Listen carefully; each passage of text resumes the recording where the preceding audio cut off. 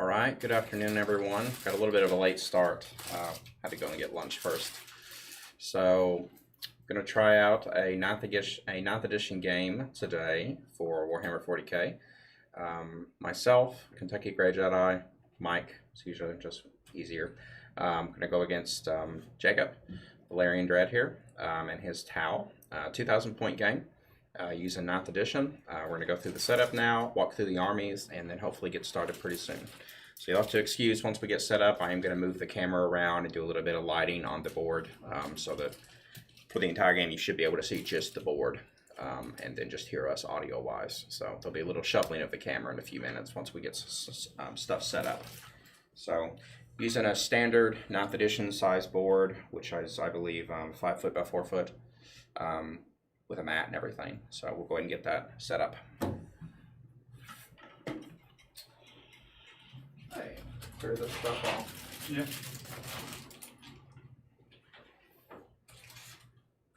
No.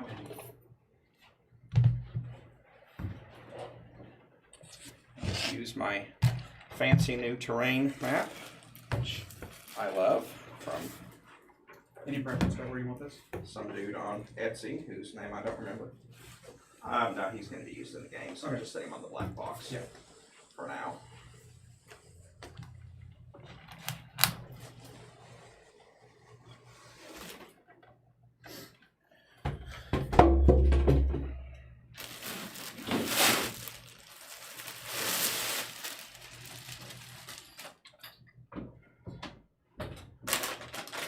We are running 2,000 points, which I think 9th edition calls a... Onslaught? No, it's not Onslaught, it's one below Onslaught. Okay. Engage? No.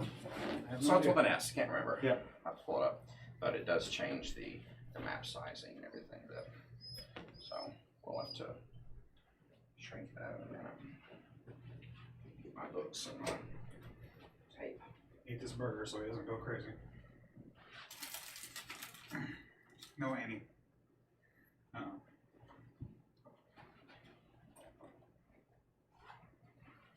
As my dog gets in the way.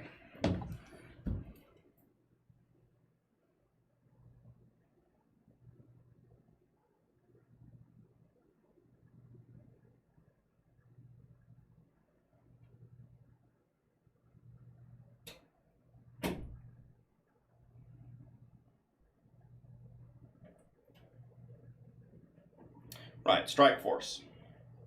And Strike Force is 44 by 60.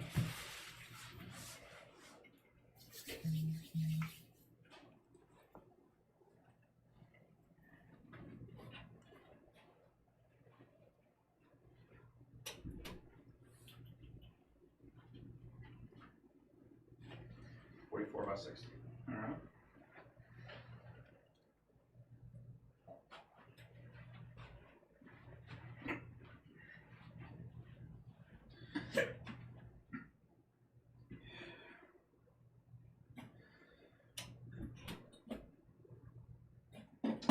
Looking for my measuring tape.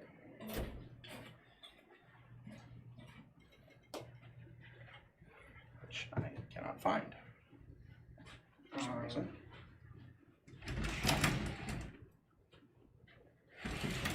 Don't see anything over here. What's that over there? By the front? I'll pull mine out of here while you record. I might have the other one. I potentially have to, but I just really like that particular one. Well, let's get the game. Let's get the workman set correctly.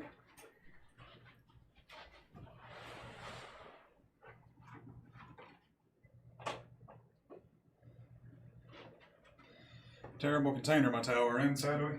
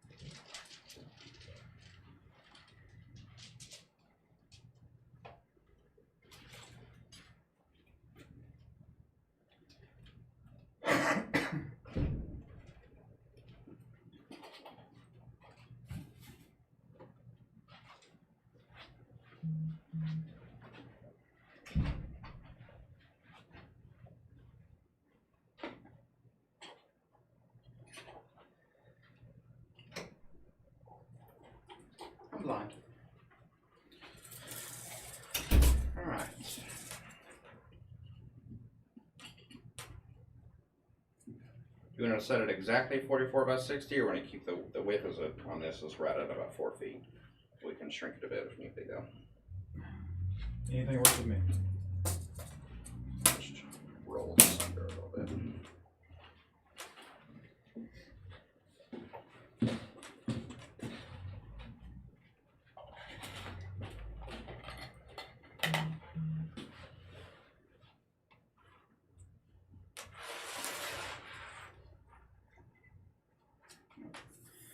And to set 60.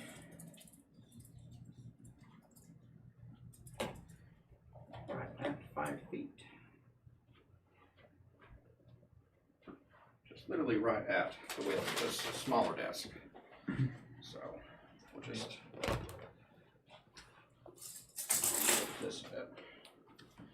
Just pull this down to just fit on that smaller desk, and we'll just roll this under. Alright. That'll be correct gain size.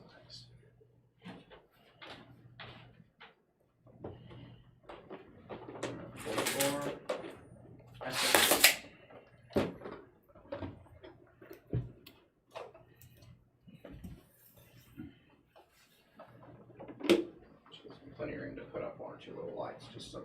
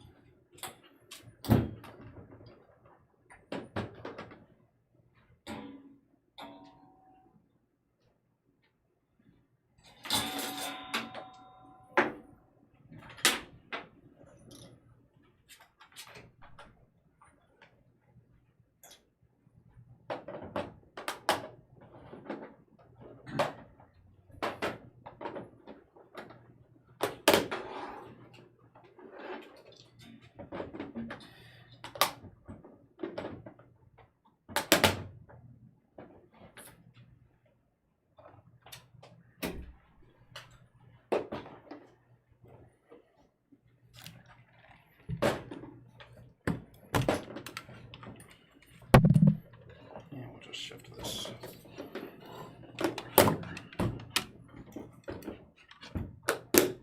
Yep. If for some reason you're going to get in the way of that leg, we'll just pretend that it ignores that leg for line of sight. That's about No big deal. Be careful when we walk around a little bit, I guess.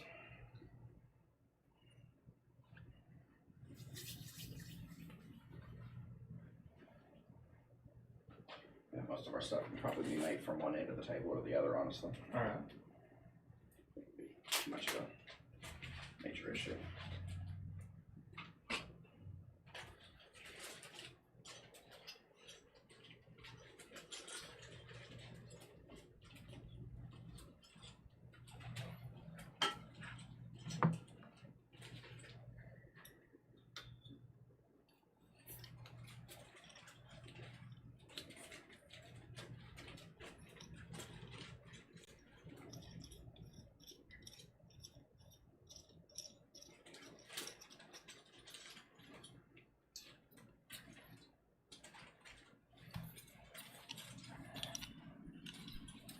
In reality, I could probably just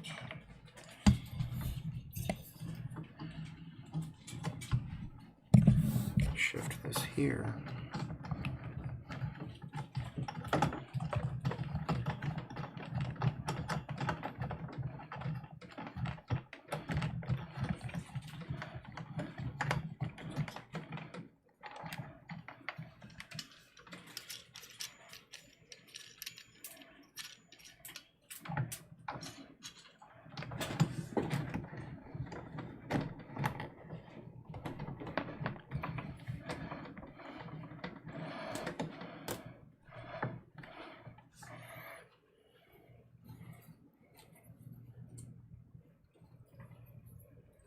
I'm going to shift the camera over.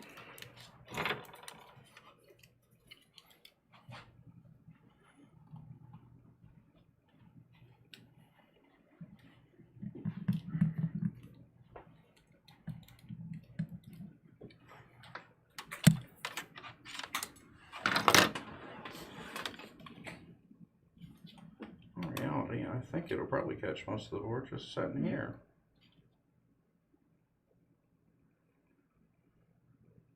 Yeah, it catches the majority of the board anyways. We don't need this other armature. I need to buy a second camera, one that I can suspend to the ceiling.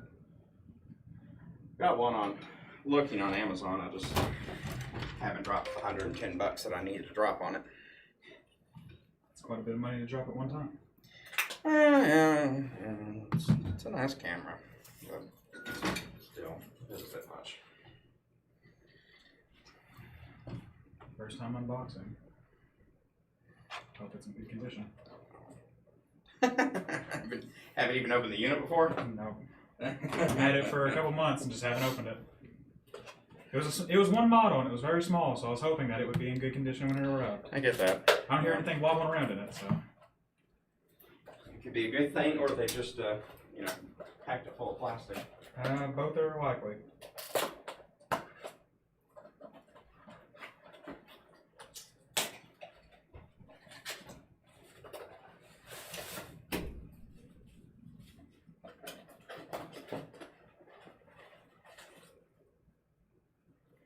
Okay.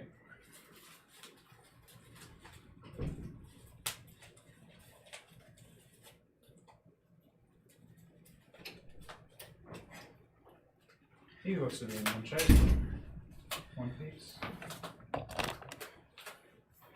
So I know that proper Warhammer games are supposed to set objectives and all that type of thing, but we're not really going with that. We're just going with Like decking it out.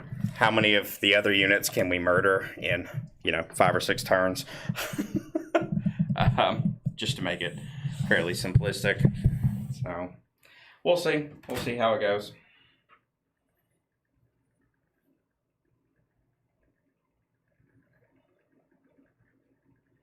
Yeah, good thing he came cheap, I guess. Is he broke? No, he is a resin print. Oh, so always a recast then? Yeah. Yeah, that does happen sometimes. Yeah, but got him for 15. He's a $30 model, so I'll take the half off.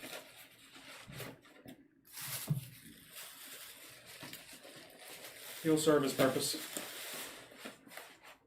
for the greater good.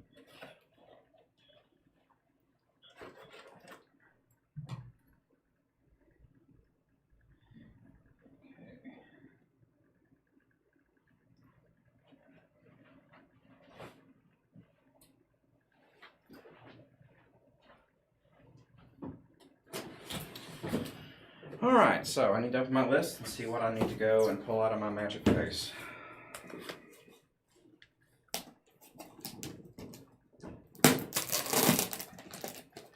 So I'm using Battlescribe for my list. I tried the Warhammer app. I want to like it because it's very pretty and has lots of pictures, and I just can't bring myself to do it because every time I load a list it crashes or something else god awful happens. So I've just given up on it until they release a version that isn't a piece of shit. So, you go this way. Yeah, just need to get mine. Squeeze by here. Destroyer. Just make sure we step over these cords as we. Yeah. Sorry. Out of my way, I power it all from the center of it. and build the building.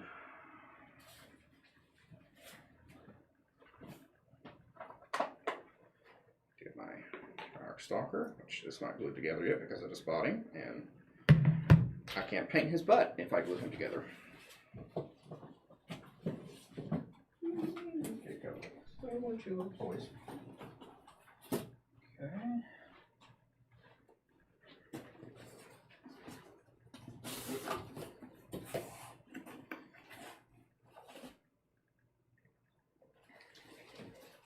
Currently, my housing situation on all my towels is terrible. They are in boxes with lots of bubble wrap. I have no official carrying case yet. Sad as it is. And also, a lot of my pieces are not magnetized and therefore do not have their correct weapons, but it's a good thing we are not playing official. Competition standards, I would not be allowed to play.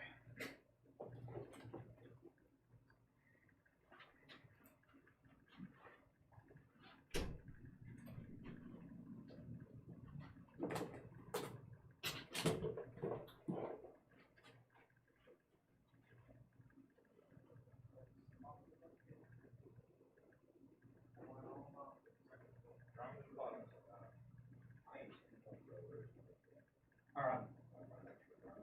Yeah, I can post on that. You're good.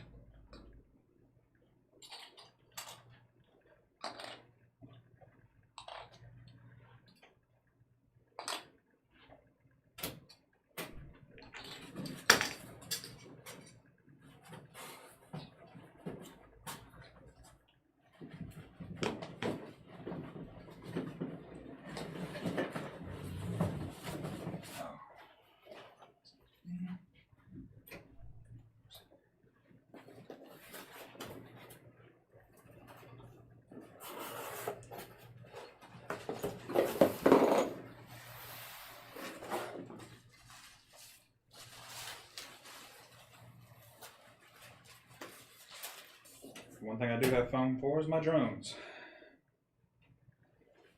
A few key characters.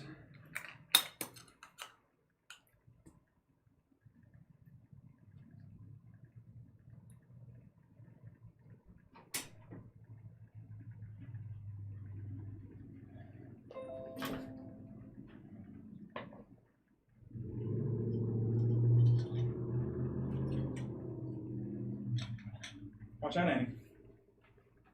He's generally pretty good about cords. All right.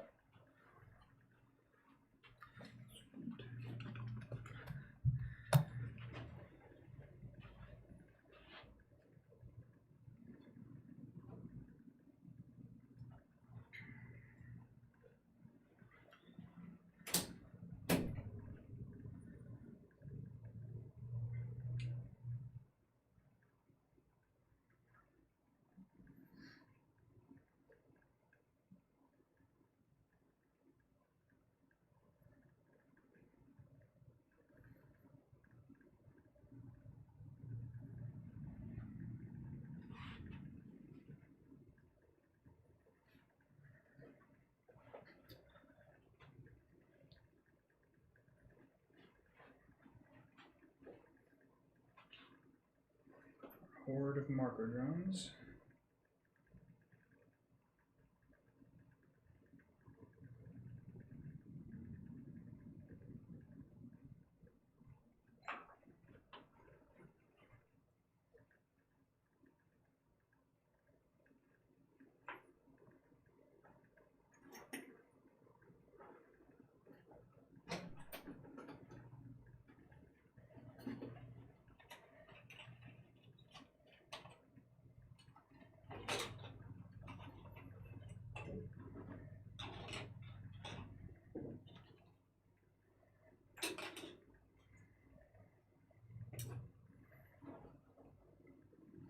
Alright, that's me.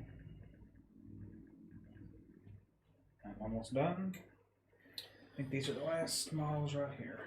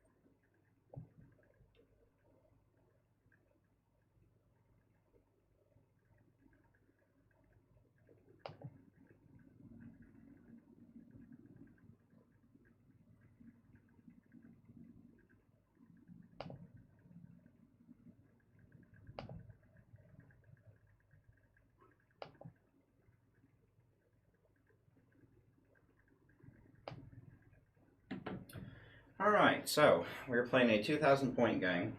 Actually increased it to like 2,010 points because I was like 9 or 10 points over. So I think Jacob's got to run like an extra drone or some kind of weeaboo something. So just a walkthrough of my army. The Donald's bag does not count. Like I said, in future I intend to buy a better camera that I can pretty much hang from the ceiling and give like a close overview. But I am running, everything is under a single battalion. I did not bring the Silent King, but I really thought about it this time. I really didn't bring him because he's not fully assembled yet because I'm still painting him, and I don't want him to fall over. So Jacob gets away a little bit easier today with no king. I'm running one Canopic Doomstalker. I am running one Doomsday Ark, which I have resin printed a new base for because the flying bases on these things are absolute trash. And I really love this thing. I'm going to resin print it in clear pretty soon. On top of that, I am also running a Triarch Stalker, which I just got the other day, and he is a lot of my army is actually still being painted. I'm sorry that people are so jealous of me, but I can't help it that I'm popular. Oh, got a follower, it sounds like. Nice. But anyways, running a Triarch Stalker as well. For my HQs, I am running a Technomancer. Hard for me to not just call him the old school names from 8th edition, but there we are. He is technically a certain type now, so he is a Technomancer. Running a Scorpec Lord because they're a lot of fun. And running a regular Lord. Where did you go? And he is my Warlord as well. So the Lord is carrying the Veil of Darkness, Staff of Light. Warlord trait is the Thrall of the Silent King. Scorpec Lord is also running Rarefied Nobility for a single command point. So he can carry a Nanoscare Casket and another command point so that he can carry an additional Warlord trait, even though he is not the main Warlord, for Immortal Pride. Let's see, everything else is pretty much standard layout. Technomancer standard layout. Doomsday Ark and Canopic Doom, they don't change. Running for troop choices, 3 groups of 5 Immortals with Gauss Blasters. So 3 groups of 5. We've not set up terrain and deployed yet, so this will, obviously change. 3 groups of 5. For my elites, I am bringing the Satan Shard of the Nightbringer, and no, it is not a proxy. I own the actual model. Some of the Facebook groups are really going nuts over proxies with this stupid thing. Triarch Stalker, that I've already mentioned, is running through with one of my elites as well. I am running 2 batches of 6 Scorpec Destroyers. So that would be in each batch. 4 of them have the Threshers, which are the little double blades, like here. And 2 of them actually, have the larger Reap blade. So there is 1 unit of them, and there is also a 2nd unit of them as well. And then finally, for fast attack, I'm going to try out one of the new units. I am running a unit of 6 Ophidian Destroyers. These are kind of like a combination between Canopic Wraiths and Scorpec Destroyers, but I'm kind of excited to try them out. They're pretty fast. They're still pretty mean when it comes to melee. So 2 of them also have the Heavy Reap Blade, and the other 2 use the Threshers as well. So they're basically destroyers that are a whole lot faster. Mainly used for objective running from what I've seen and holding. But I built a pretty heavy intensive melee list. I've never really ran a lot of melee Necron, but I'm going to give it a try because that's something that Tau doesn't like. And I'm going to see if I can't capitalize on that. So that is my army laid out. 2,010 points, just a teeny bit over.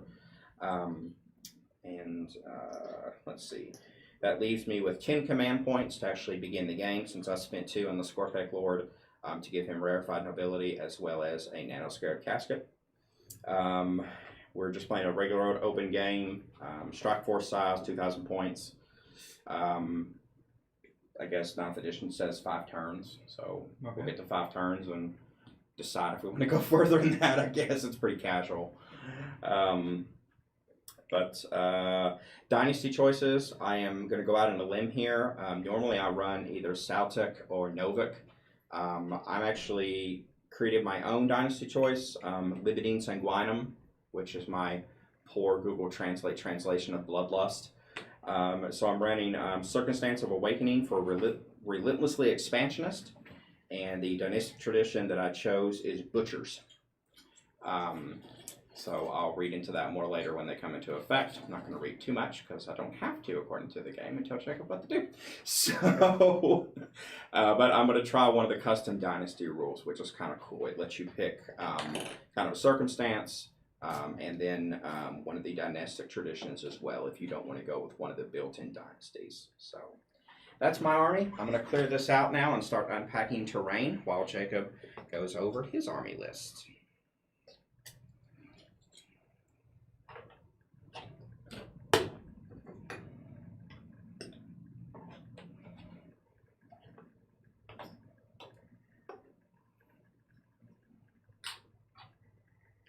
I've also decided on the painting. I'm actually kind of glad that I'm an extremely slow painter because I'm going to be painting everything in the Saltec Dynasty colors, or not Saltec, the Serakian Dynasty colors, just because I really like the whole bronze and silver look that the Silent King brought in. So I'm actually going to paint them in that, even though I probably don't plan to run that particular dynasty very often, unless I get real shooty against like horde armies like orcs. I'll probably run it. I used to always play Saltec, but I don't know, just I kind of like the bronze color, so I'm trying to repaint everything to go with bronze. So that's why a lot of my stuff is a hodgepodge right now, with mostly just primer. Where's Jacob, sir? Much more nicely painted than mine. Oh no. Usually if something's painted on this board, it was painted by someone else, and I have done little touch-ups to it.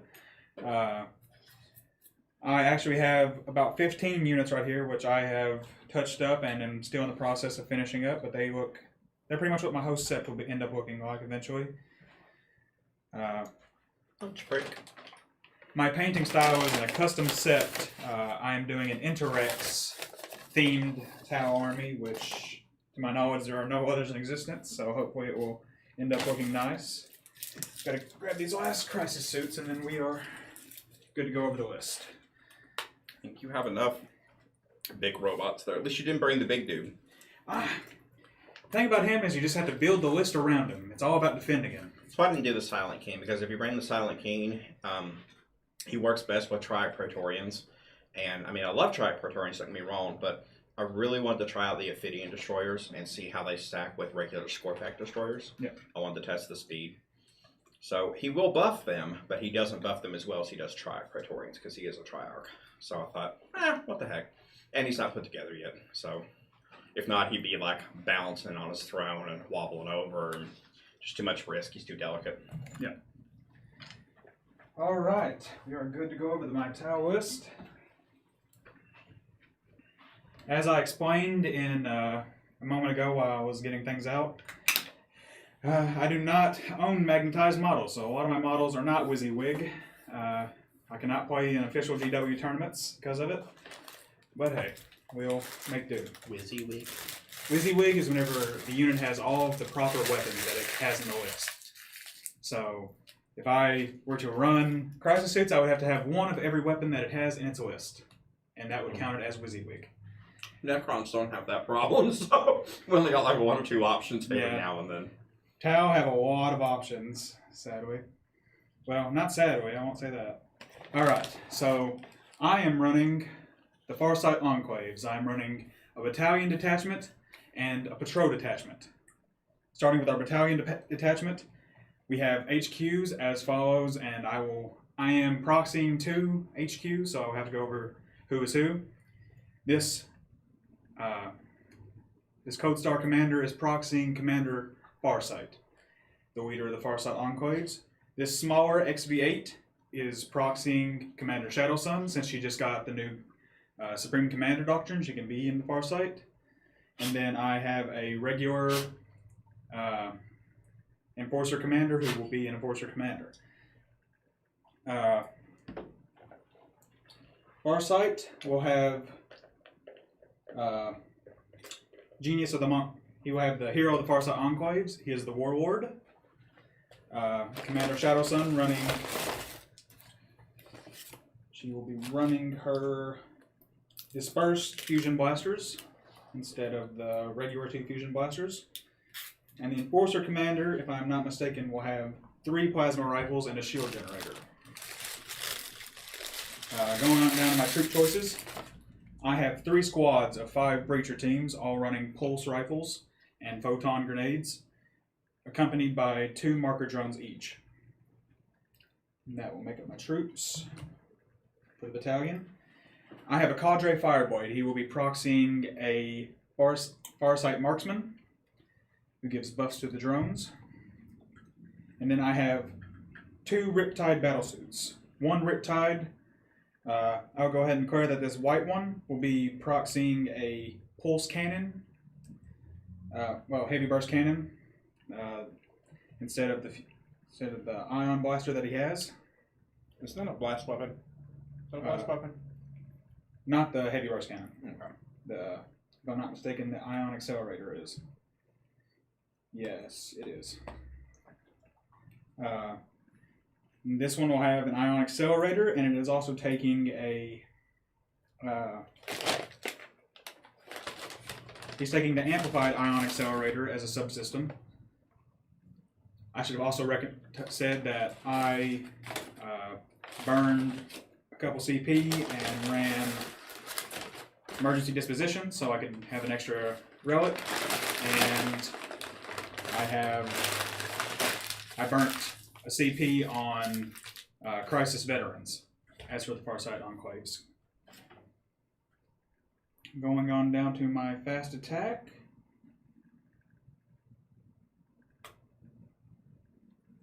No, not Fast Attack. They're still counted as elites. I forgot. My Stealth Battlesuits. They have a homing beacon, and all 3 of them are running burst cannons. And then I have my Crisis Battlesuits, who will be my Crisis Veterans. They are all 3 running 3 Fusion Blasters. Then I have a Ghost Keel Battlesuit, and the Ghost Keel has a drone controller and is running the Fusion Collider with 2 Flamers. Then on down my Patrol Detachment, who will be led by this XV8-4 Battlesuit, proxying as a XV8 Crisis. Well, I guess I could have just pulled. You know what, we're going to switch those around. Commander Shadowsun will now be the XV8-4, and the regular Crisis Battlesuit will be a Crisis Battlesuit. And he has Fusion Blades, which will be replacing his 2 Fusion Blasters. He has a Plasma Rifle and a Psionic Ion Blaster, and he has a Crisis Iridium Battlesuit. I have a Breacher team to fill that troop option with no marker drones, and a squad of 3 Stealth Battlesuits, also with a homing beacon like the original squad. And that is my Taoist.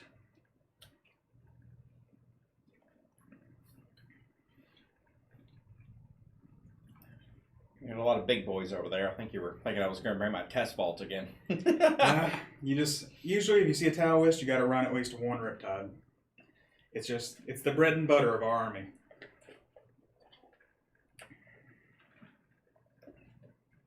Alrighty. Well, that's the army's kind of explained. We should probably deploy terrain. Yep. That black box there behind you has plenty of my terrain in it. Alright.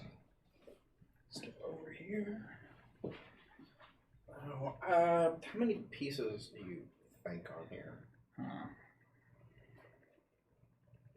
8? 8, I would say. No more than 10. Yeah. We'll just go back and forth.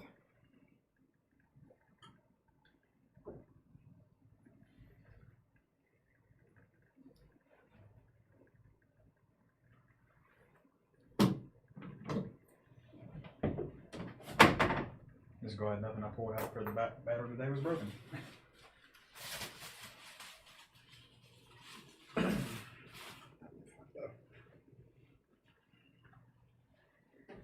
Coin to, or something to flip for. Oh yeah? Here, we'll flip a chicken nugget. Sauce on one side? The eaten side is tails. Why not? No, Annie. Heads or tails? Tails. Tails it is. You get a place first. Okay. Here. You can eat it. Anakin will serve as my Sureptech heavy construct. He will if I just definitely start to lose, I'll just throw him on the table. He'll eat all the towel that he can. Alright, that is the first piece of terrain laid. Alright.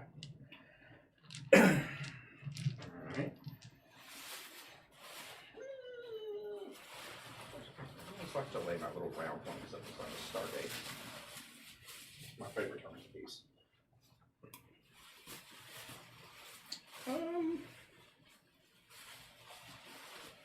Yeah.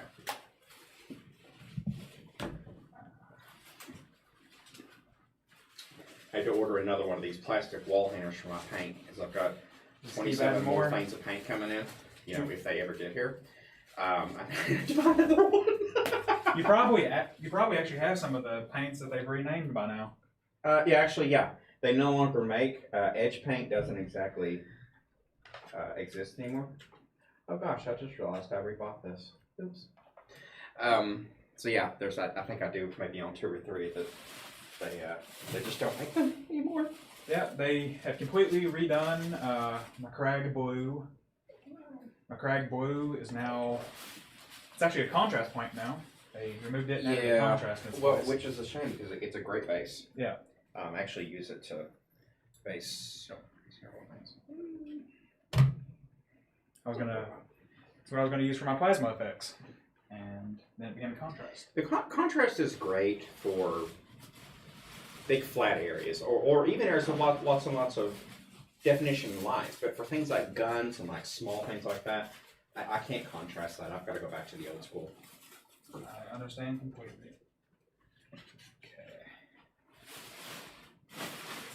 Okay. Excuse me, Annie. Cover over your head here. Alright.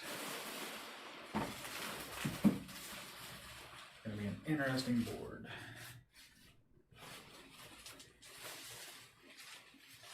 I'll get some big terrain to shield me from those big fucking Tau guns. We do have our big guns.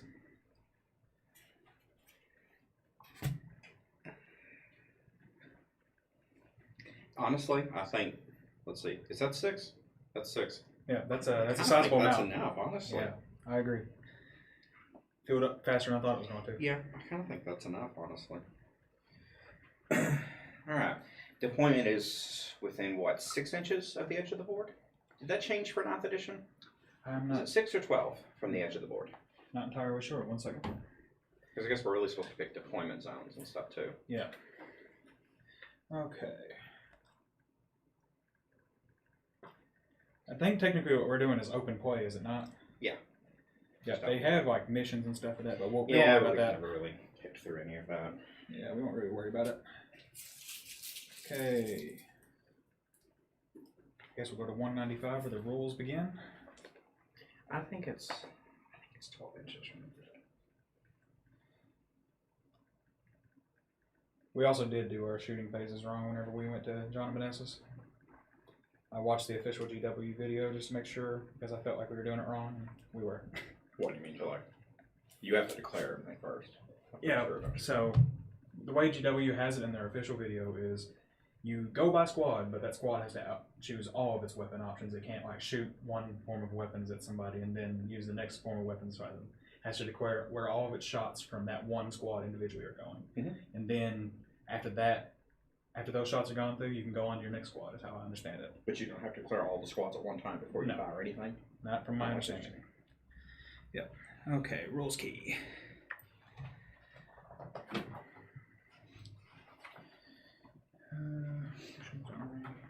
Battlefield, terrain.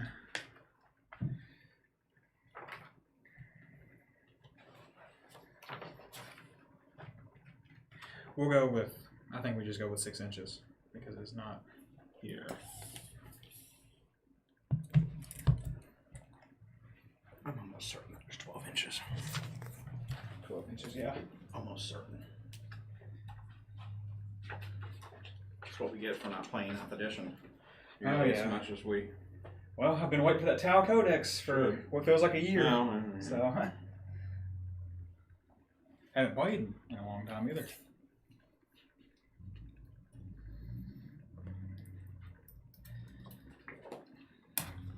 Yeah, no, we haven't.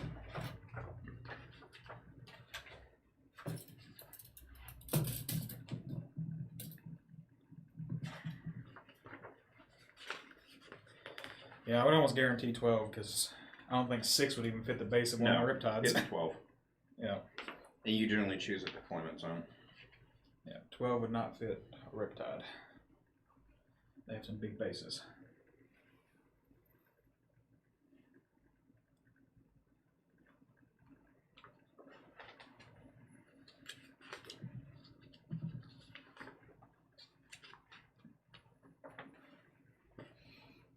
It's 12. Let's go with 12. Okay. Let's see. You laid first terrain, so I think I designate deployment zones, Sounds and good. then you get to place first if memory serves. Okay. Is that how that works? It alternates back and forth? Yeah. Deployment zone, I'm going to pick my deployment zone as...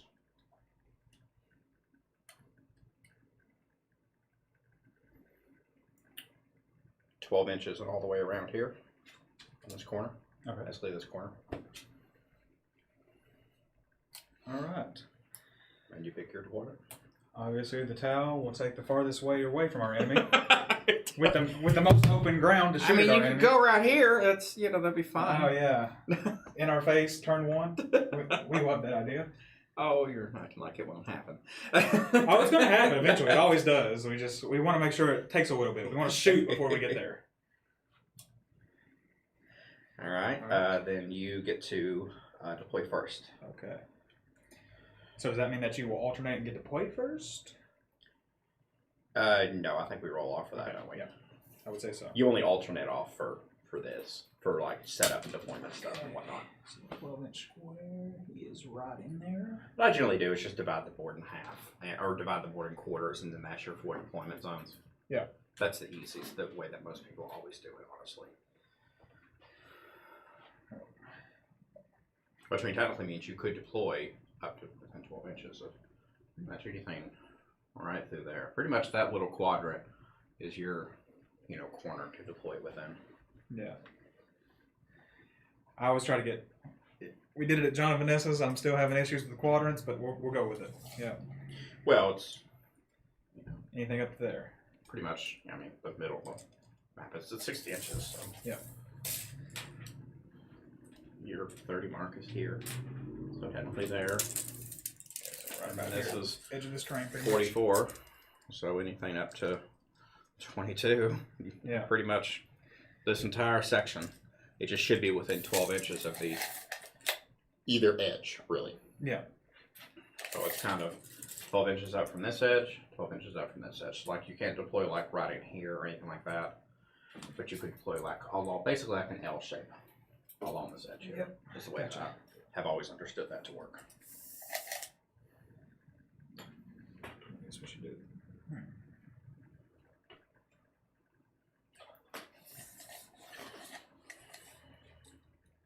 Gotta love how long it takes for deployment. Yeah, it takes a while. What I've always loved.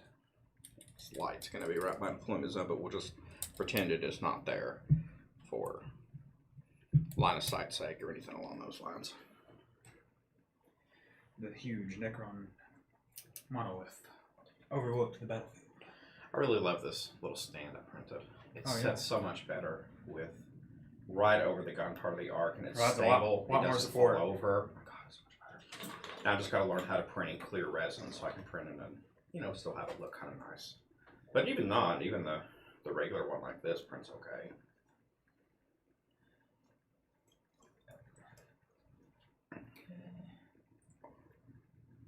You know what? We'll branch off a little bit. Pretty much there. We're gonna go against the Tau's usual tactics, and we will not be deploying wholly in a line. We're breachers anyway. We gotta move up the field.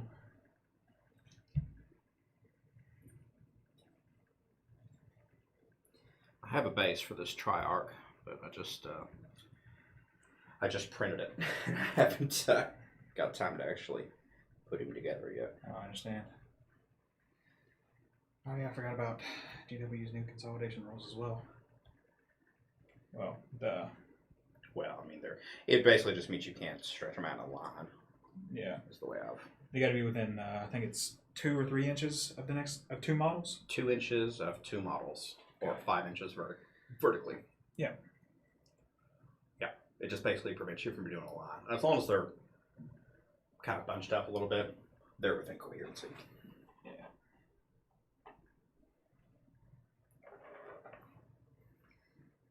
You know, this is not a tournament where we have to be that picky.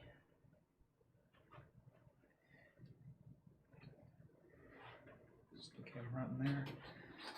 I'm gonna feel bad for him when he has to start legging it up this field.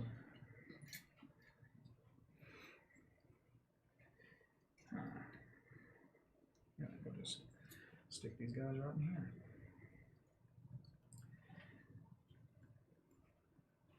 So was that that tactic you can do where your destroyers can like mesmerize on the other side of the field? Is this Veil of Darkness. Is that a sept only thing or? Veil of Darkness? No, Yeah. it's just command point. Oh. It's just stratagem. You just go, here I am, here I am, here I am. But they're actually, anything that takes Veil of Darkness can do that. Yet only certain models can take it, of course. Yeah. Nobles, most of your HQs can take it. It's a relic. The Scorpion Lord can take it.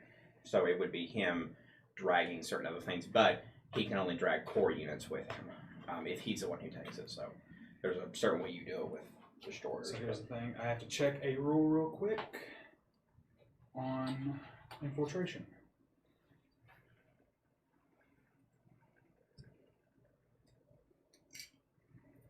Okay.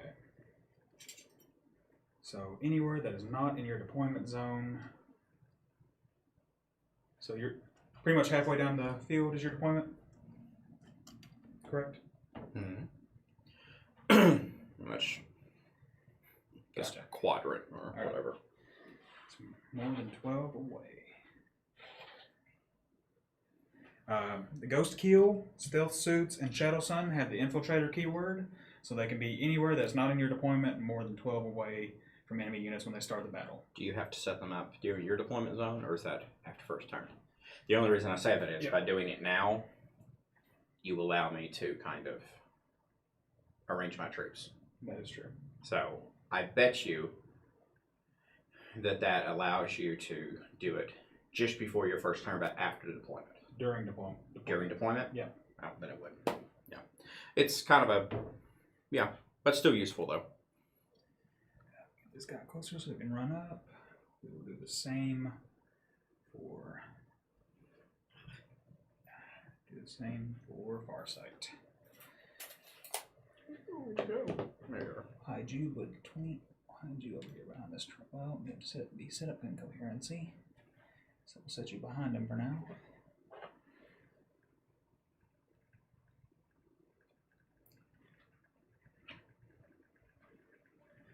Shadow Sun.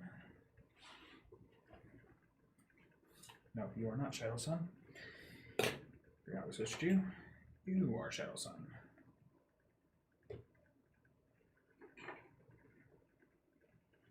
We'll set you behind. I'm hoping the two most prominent Tau Eaters can at least hold up for a little bit.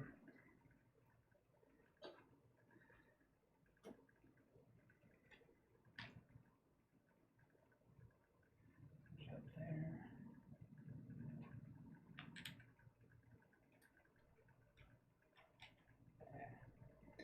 Still gonna get spotted there.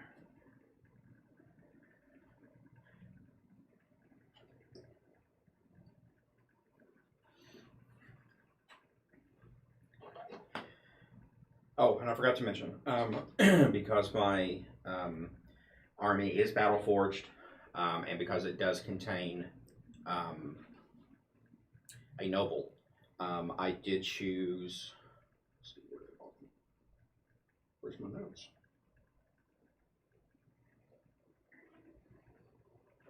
Where to go? Oh, actually.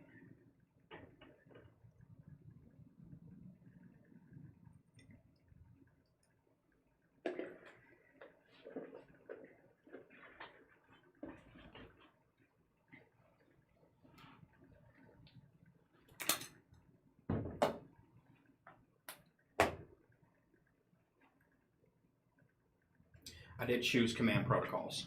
So my army will benefit from command protocols based on what round they are. Okay. They are set in my list, preset here as to which one they are in a certain order. They go based on round, but I don't have to reveal them or choose which command protocol until the round begins. Okay. So what would happen is, like on round 1, there are 6 command protocols available to Necrons in our book. We choose, if we meet the noble characteristic in the Battle Forge, which I do, then we can choose to enable those.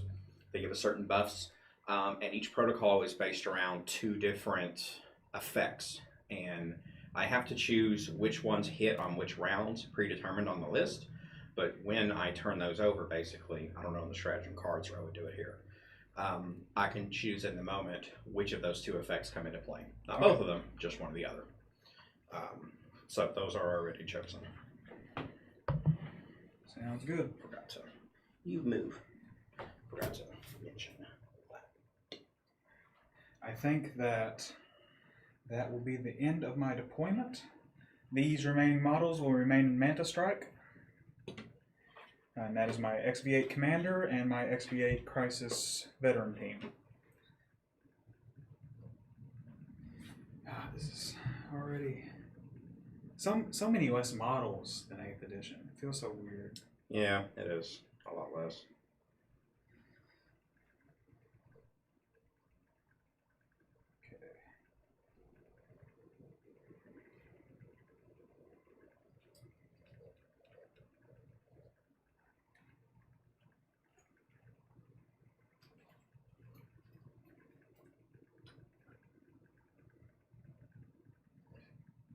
I don't know why I didn't take my comments over to show me the.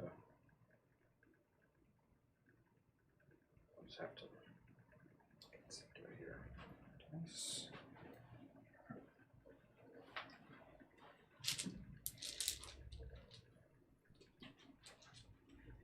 We said we only have 8 command points. Might have needed to bring a Nero chip, but I did not.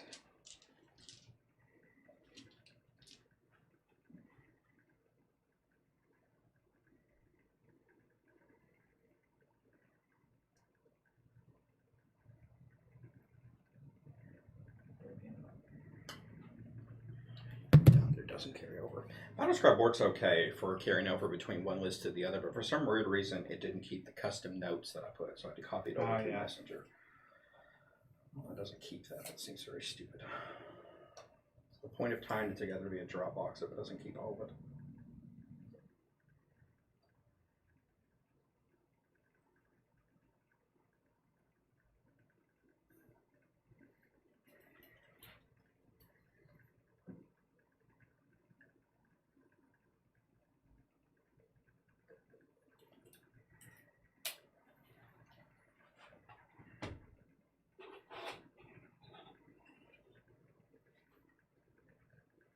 And what was the range on that Veil of Darkness?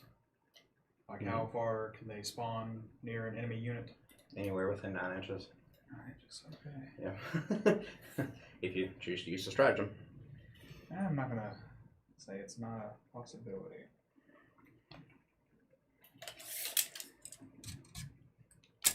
So it can't be within 9, is what I understand? Be through. So that was on running. Score pack Lord, I do believe.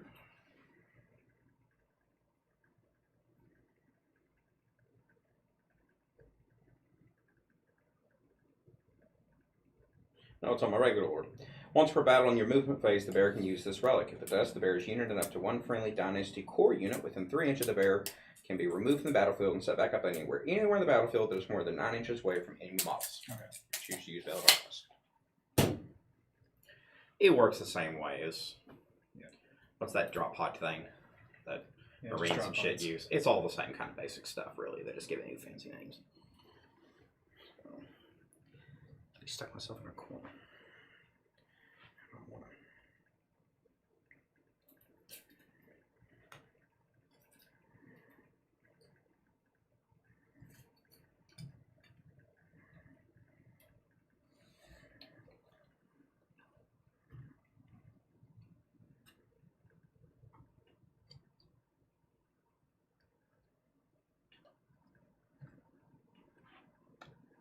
Still within my 12-inch rule.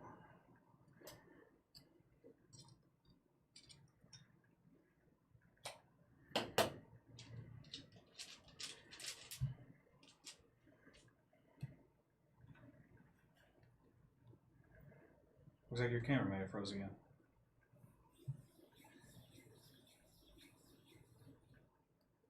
I don't know why it's doing that.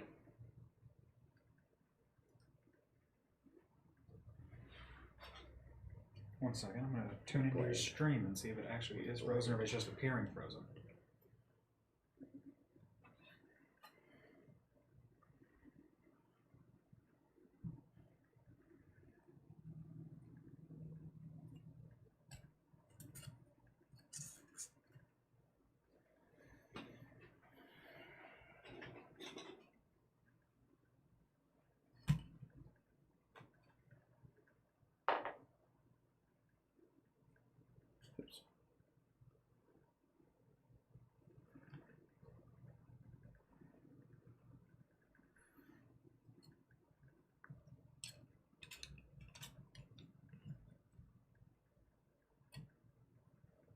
Oh, that's why. This was one extra to me.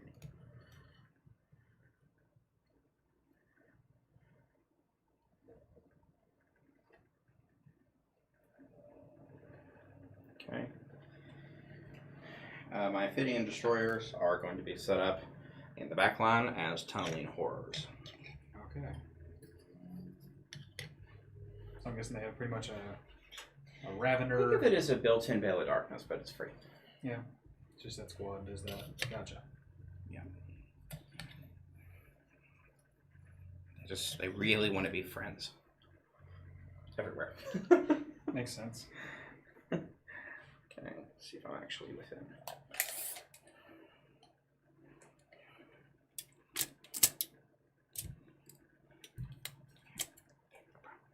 Yeah. Okay. There's my deploy. You're certainly up close and personal real soon. Far side on quest. Okay. All right. That's deployment taken care of then. Let's go for turn 1. Need my dice. All right.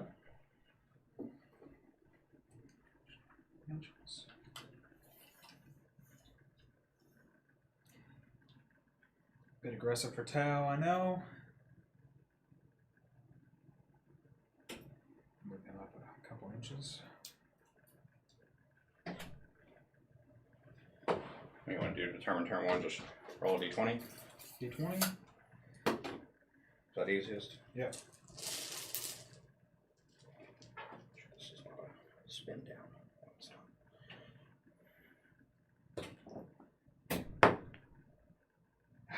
3. Alrighty. Buy a new dice. Official. Let's see. Turn dice. Just stick that here in the middle somewhere. So it is turn 1. Necrons going first on turn 1. I have 10 command points. Need to keep track of those. Command point dice. I'll just use this for here. See if I remember how to play this game, because it's been a long time. Oh, it is. So, alrighty then. Alright, before my turn actually begins, I am going to use my dynastic code under the custom dynasty I made called Relentlessly Expansionist. At the start of the first battle round, before the first turn begins, units with this code can make a normal move of up to 6 inches. Everything is code. Including Satans, I believe. They also carry dynasty code. Let me check to make sure.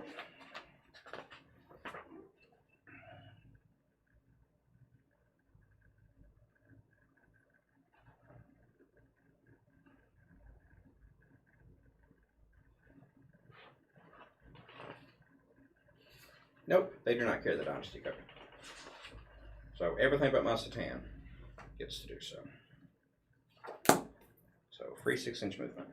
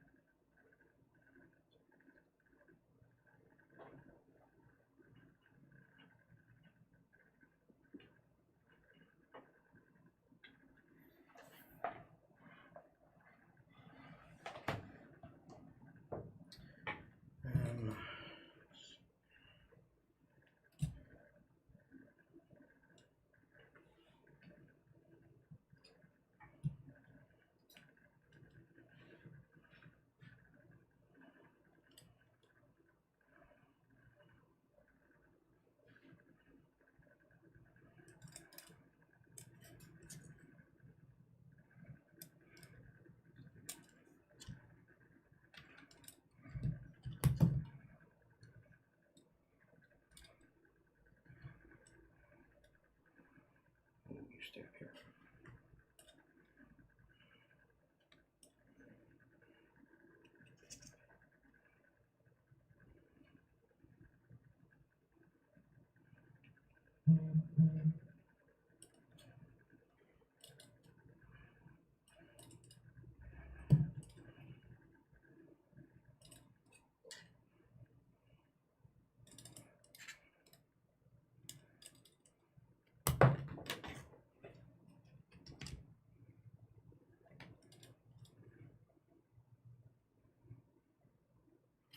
Dumb Scorpic Lord is too fat to sit properly on his terrain pieces.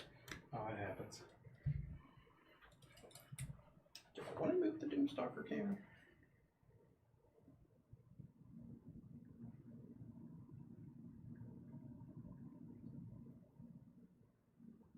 Oh wait, this is not the movement phase. Yeah, doesn't count.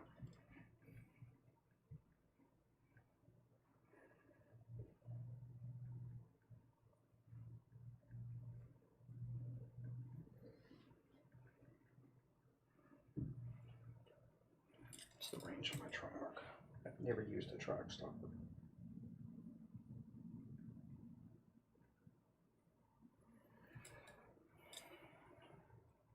You cannot move in this one to put you back. If you can. Go back where you were. Okay, that's my free movement, according to my dynastic code. Now we move into regular movement phase.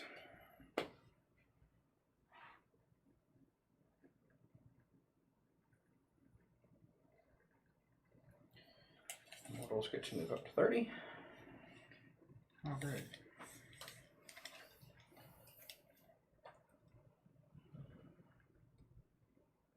As well. It's 30-inch, not 30 movement.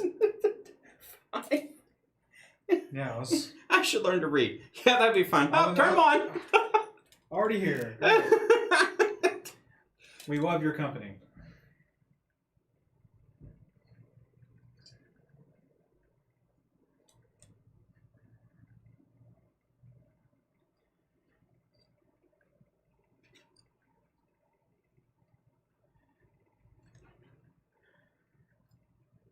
The Lord also has the same. He will just hang there in the middle. These immortals will also move up.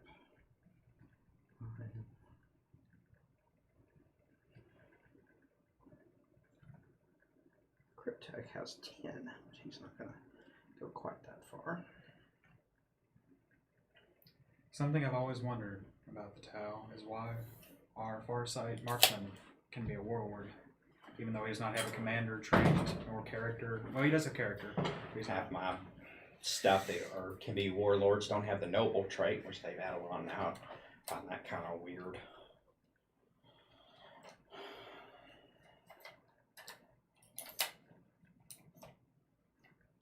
What is 8 and Scorpic destroyers are?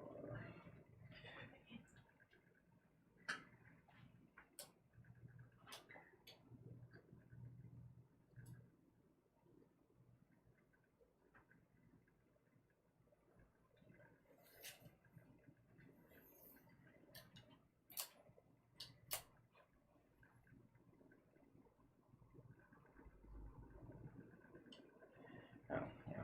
Well, I get an extra movement of 1 inch because of my Lord's Relentless March aura.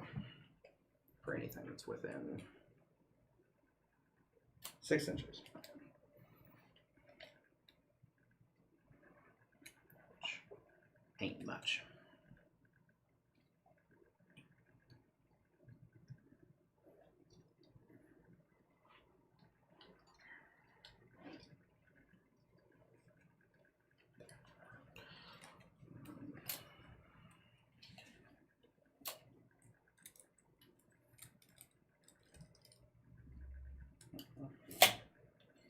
Let's see.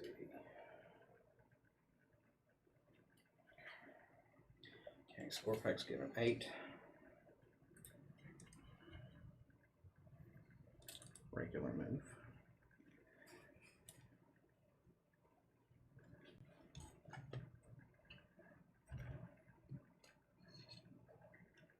The Lord also gets an 8.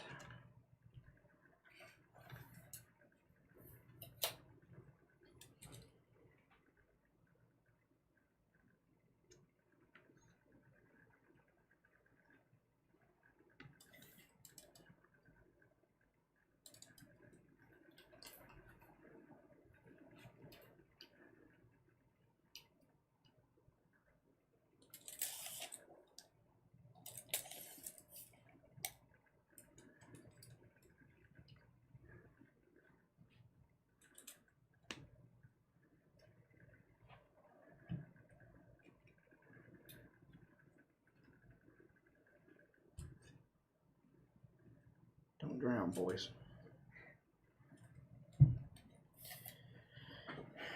Satan. Everyone's favorite unit. Moves 8.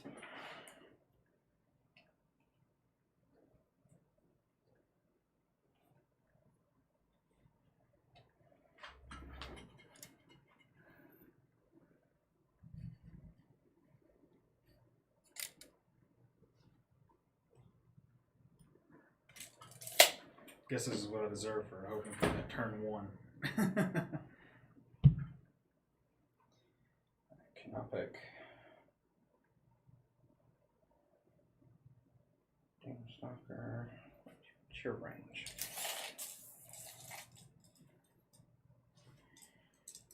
Your range is yes. You don't need to go anywhere. Triarch range. Range is half yes. You just stick with your free movement. Alright, that's my movement phase done. Well, I decided they were supposed to go through the command phase first, weren't they? Yeah. But I didn't spend any command points this round, so I guess we'll just skip through that one.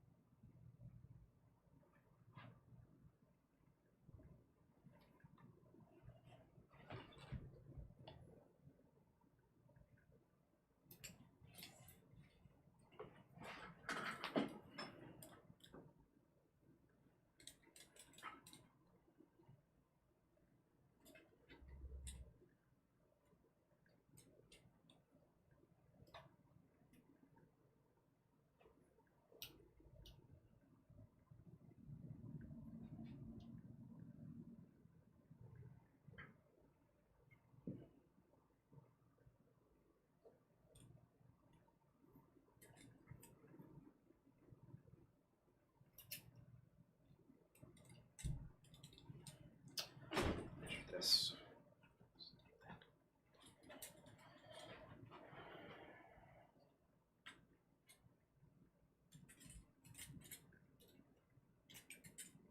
Does it also count for the drones?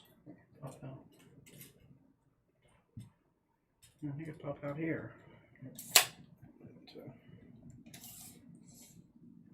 4.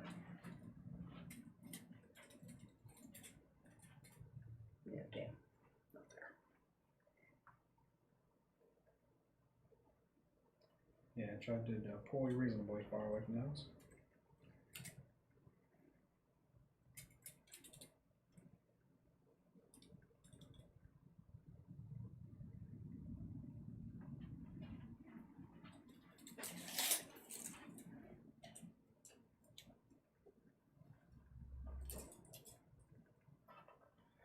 My Ophidian destroyers are going to pop right out here from Tunneling Horror at the end of my movement phase. So they can't move. They can still charge and attack. Okay. But they cannot move. This does count as their movement, technically speaking.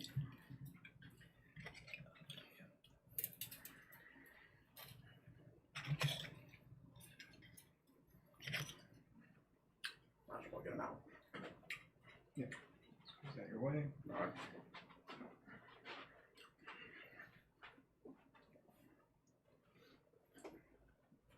Was right up at the edge of this model, so they're gonna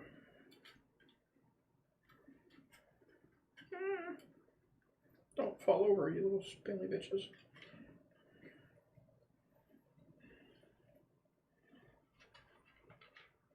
Stop it. Ow.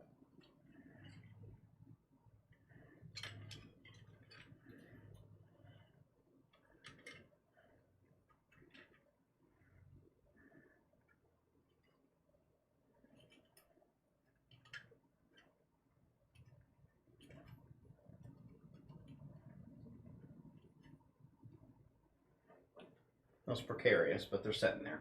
Yeah. No. Okay. All right, into my movement phase. Did you check, was the stream still videoing? Oh, one second. My phone was having issues pulling it up. Yeah, it is.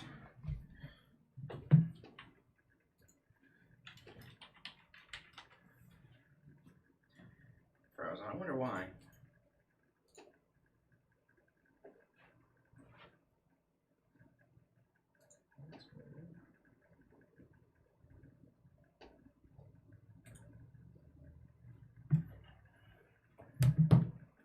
Yeah, you are frozen.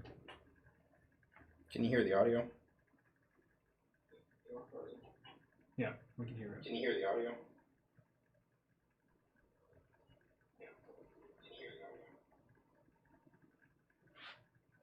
See what Google says.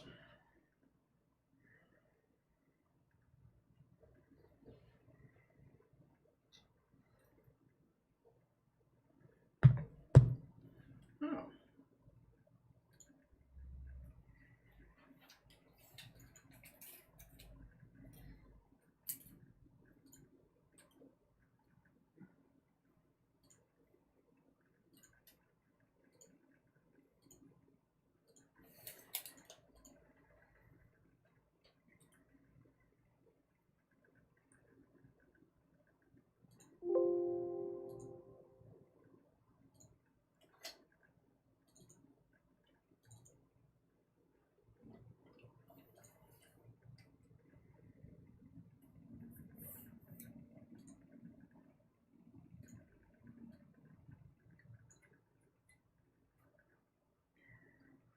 Kind of frustrating. Wonder why it's like that.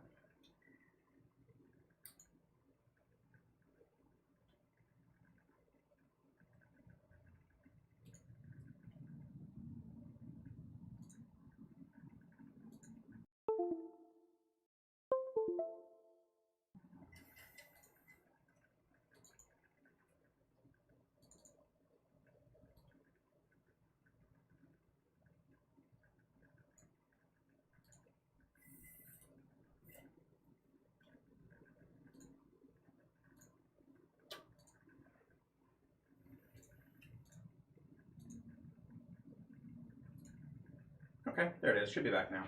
Yep. That's very odd. Yeah, Google said you just have to go through the properties and disable, then re-enable.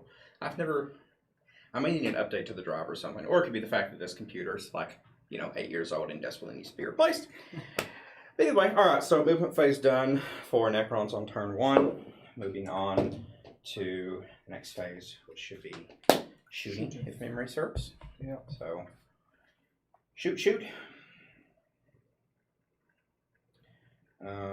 Let's see, and based on the way you described it, we simply go pick a squad. Squad, correct. Yeah. Okay, yep. There's so many little towel robots. All right, what are these 3 little robots in the front? 3 together are stealth suits. Uh-huh. What's this big dude? Ghost Keel. Yeah, don't like him. What's the blue guy with all the weird goo? That is Commander Shadowsun. Definitely don't like that bitch. Yeah, because he's Buffy, if memory serves. It is a she. Yeah, she. Well, who could tell it? All that, honestly, all that armor. She does have props some to GW for not giving it boob armor. She does have some nice little rules. I'll just get rid of that. All those damn drones, though.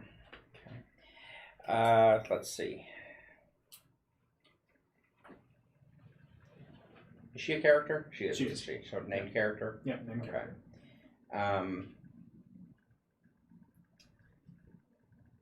One squad of immortals here on the right. The back squad is going to target these stealth suits. Stealth suits here on the right, the black ones. All right. We're going to target them. We'll just go through that first and see how lucky we get. Checking one thing real quick. Go ahead. So it's rapid fire Gauss blasters. I am definitely within half range, so 2 shots. I think that's how rapid fire works, isn't it? Double shots. So 5, so 10 shots.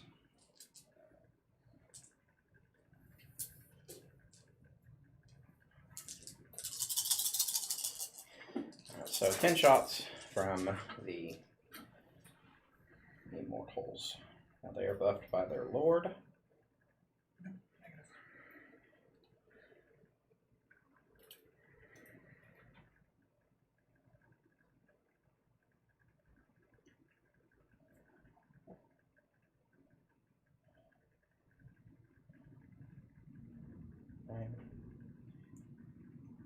Alright, for your information, shooting at stealth battle suits, you have to subtract one from your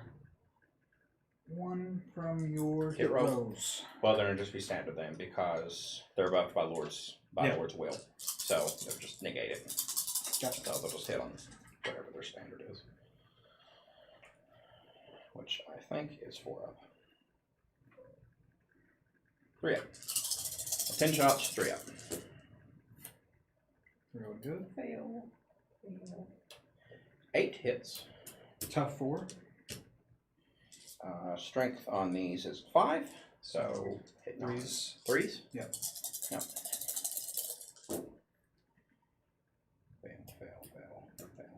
Fail. Gross. Okay. So 3 wounds. What's the AP? -2. -2. So 5 ups. You said 3? Yep. Alright, so 5 ups. Making none of them. That's 1 damage pop, so 3 wounds. Okay. But how it was 3 hits? 3 hits. So 1 will die. They have 2 wounds each, and 1 will pop down to 1 wound. Okay.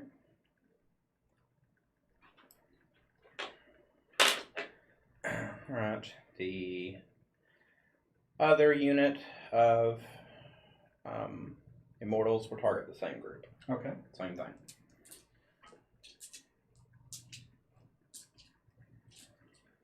They unfortunately are not buffed by Lord's will. So another -1 to hit. So they're -1 to hit. So hitting on 4 ups instead of 3 ups. Crap. 1, 2. 2. 2 hits. Okay. Wounded on 3s. Oh yeah. One thing. Tough. 2 wounds at least. And That's something. Same AP? Yeah, same gun, same AP, same everything. Okay. Come on. Oops. Of course. they love to do this. Back one dies, front one gets 1. Yeah. God damn it. It's still not no. Well, maybe attrition will take you. Probably not. Only 3 in the group. Next up will be the Corpec Lord. I believe he's got a gun. Memory serves, he's got a gun. Yeah, he's got a little gun. It's but it's not really little. It's an Emitic Annihilator. The Emitic Annihilator is a blast weapon, which won't affect you because you're not in groups large enough to really be affected by blast, I don't think. No, you gotta be 6 up. So, but that's okay. I'm not going to use that blast weapon to wipe out that one tiny damn little unit. It just feels stupid.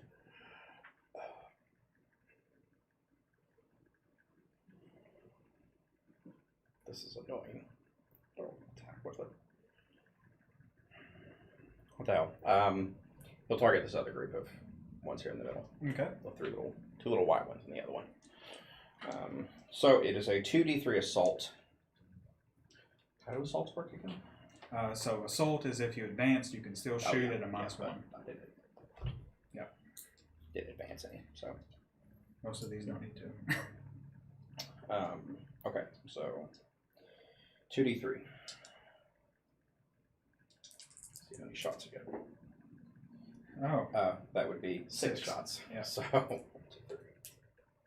I'm guessing he has like a D2. I mean, he has 2 to hit.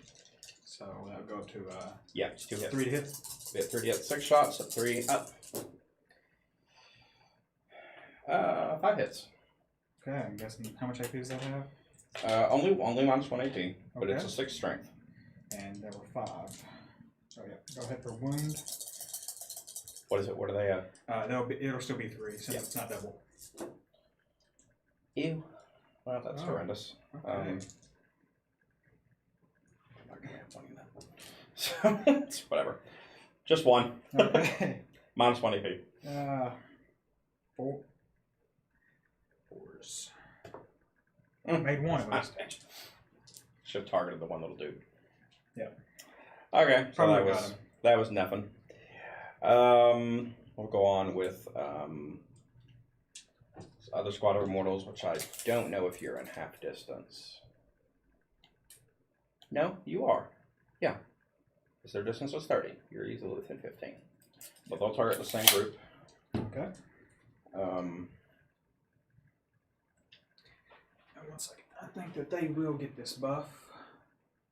I have to check on that real quick. Okay, Commander Shadow Sun's bracket of rules. type my answer.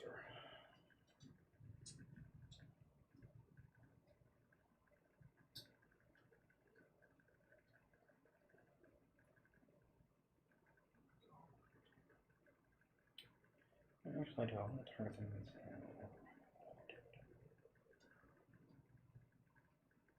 Okay, so they will get this buff. Actually, no. I'm going to wipe out that one little dude. I just don't like him over there. Okay, He's in my way. So, they're going to target him. gotcha. So, standard. She's still within 15. Is not. Unless. Oh, well, let's swap that. Move it. Stop it. No. No, they're not. No, I guess I'll target the main group since they're not in double range. Okay. So I'll main group in the front. So whatever buff it is you were saying to get. Okay. Not sure what that is, but still hitting on 3-ups, or do they get their thing? They always get -1 to hit. Okay, so 4-ups.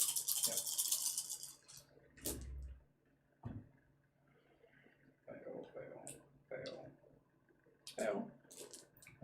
2. 6. Oh, 5. Yep. 5 hits. Okay. Still T4, so. So 1 done 3-ups. Yep. 3 wound. These are -2 AP, so 5-ups. There's a 5-ups. Second. Reading this real quick.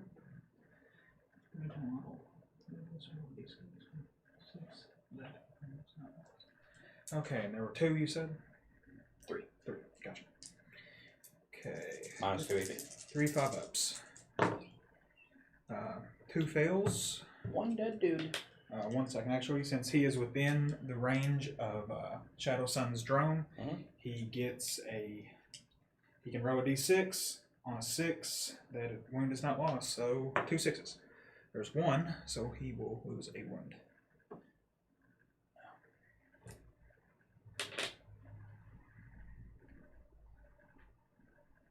These units up here are the trifecta of supporting each other. All right, big boys. Go for this first. Big Doomsday Arc.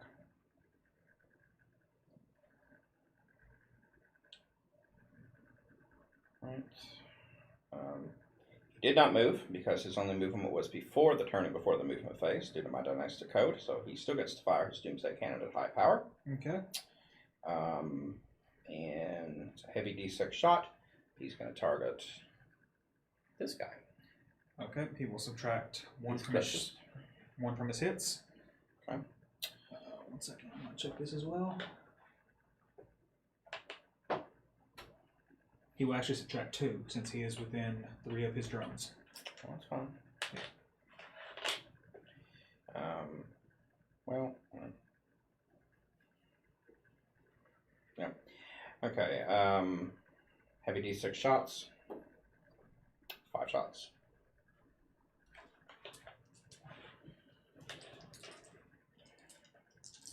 Three up, but he's subtracting 2, so hitting on 5-up. 2, 3 hits. He is tough. Where is his toughness? He is tough 6. Strength 10, so wounded on 3s. Yeah, not double. 2 wound. Okay. -5 AP. -5.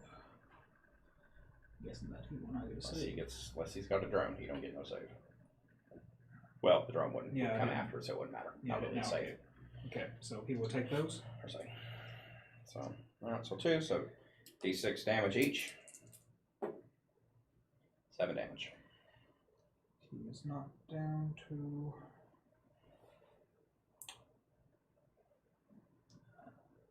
Okay, so 7.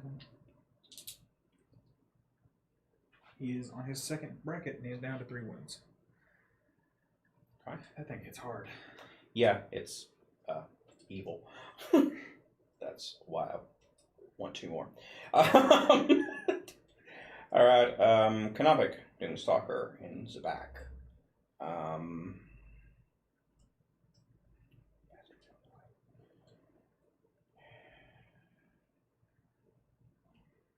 He's going to use the same thing, Doomsday Blaster. On the same guy? No, actually. Well, I don't know. So much of your stuff is characters that I can't target. I have to take pieces as I can get them. He's a character, isn't he? Yeah. Of course he is. And he's a character. And he's a character. He's a character, and they're not worth targeting. And is he a character in the back? No, this is a Riptide. Okay, and he's not a character, right? This is a Riptide. Okay.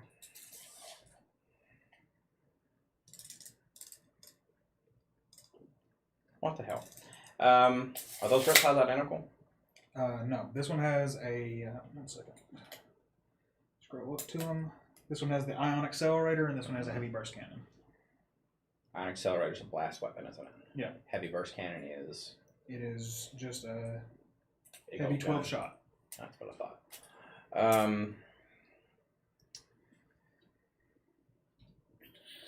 Target him. The one in the back, the white one. Alright, this one has the Heavy Burst Cannon. Yeah. Alright, so heavy D6 shot.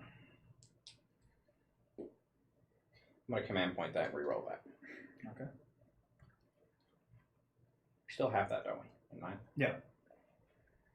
It's pretty bad. Keep with another 1. Okay, fine. Better. Take what you get. 4 shots, heavy D6. Basically, it works identically as the other one. It just, its range is not as much. I guess I kind of reversed that. I really should have done the other way around, but it didn't make any difference.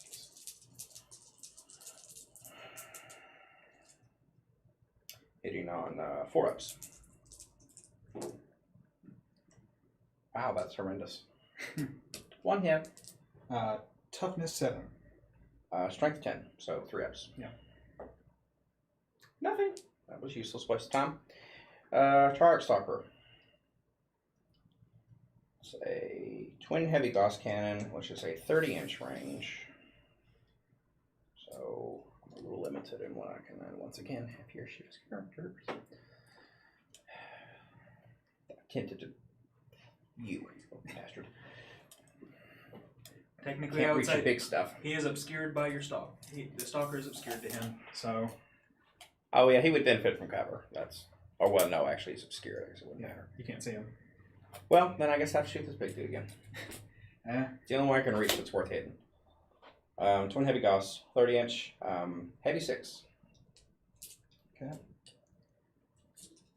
-2 to hit. That's fine. Looks like skill top is 3-ups, so hit on 5-ups. 1, 2 hits. Tough 6. Strength on this is 7, so still 3-ups. Yeah. 2 wound. Okay. -3 AP. -3. 6 ups. Saves 1. Okay. D3 You can take him out. damage. If it's 3, it takes him out. 3. Alright. Yes, thank Does God. he explode? Please explode. I don't think he has the explode keyword. What do his drones do if they don't take? They're not shield drones. They give him an extra -1. Oh, okay, okay. Yeah. That stacks. 2 Yeah. -1s. So he has a built-in hardwire. It's Uh-huh. it's called a electromagnetic That's nice. suit. Most stuff doesn't stack in 9th now, but that's nice. Does it explode? He No does explode? not. No explode keyword. Oh, So sad. They took a lot. Yeah, they usually get taken off the field anyway. It took Oh, his drones stay? Yep. Drones are, like I said, drones are always their own units after they get weighed up. Okay, They're just that pretty much is- useless. I think that's all I'm shooting. Oh wait, my Technomancer probably has a gun. I think it's a pistol though, and I doubt it has range.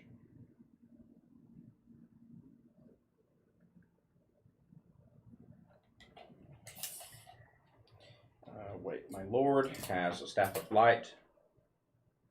Staff of Light is going to target this little guy. Just want him gone. Yep, it's an 18-inch range, Assault 3. And his ballistic skill is a 3-up.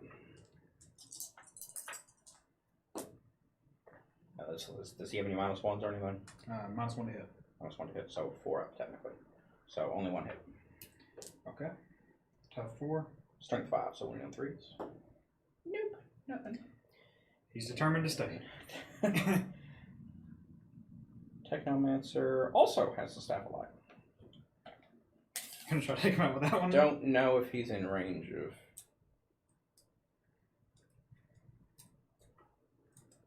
Is that range? No, No. definitely not. What the hell? He's gonna target this little group of dudes here. Why not? Okay. Just wants to waste it. Another -1 to hit. Assault 3, and he's a 3-up, so when you're not 4-ups. 1 wound. T4, so. Still T4. So, same as last. Yep. Alright. -2 AP. -2. What do we got for you guys? It would have been easier for me to just go down to this one.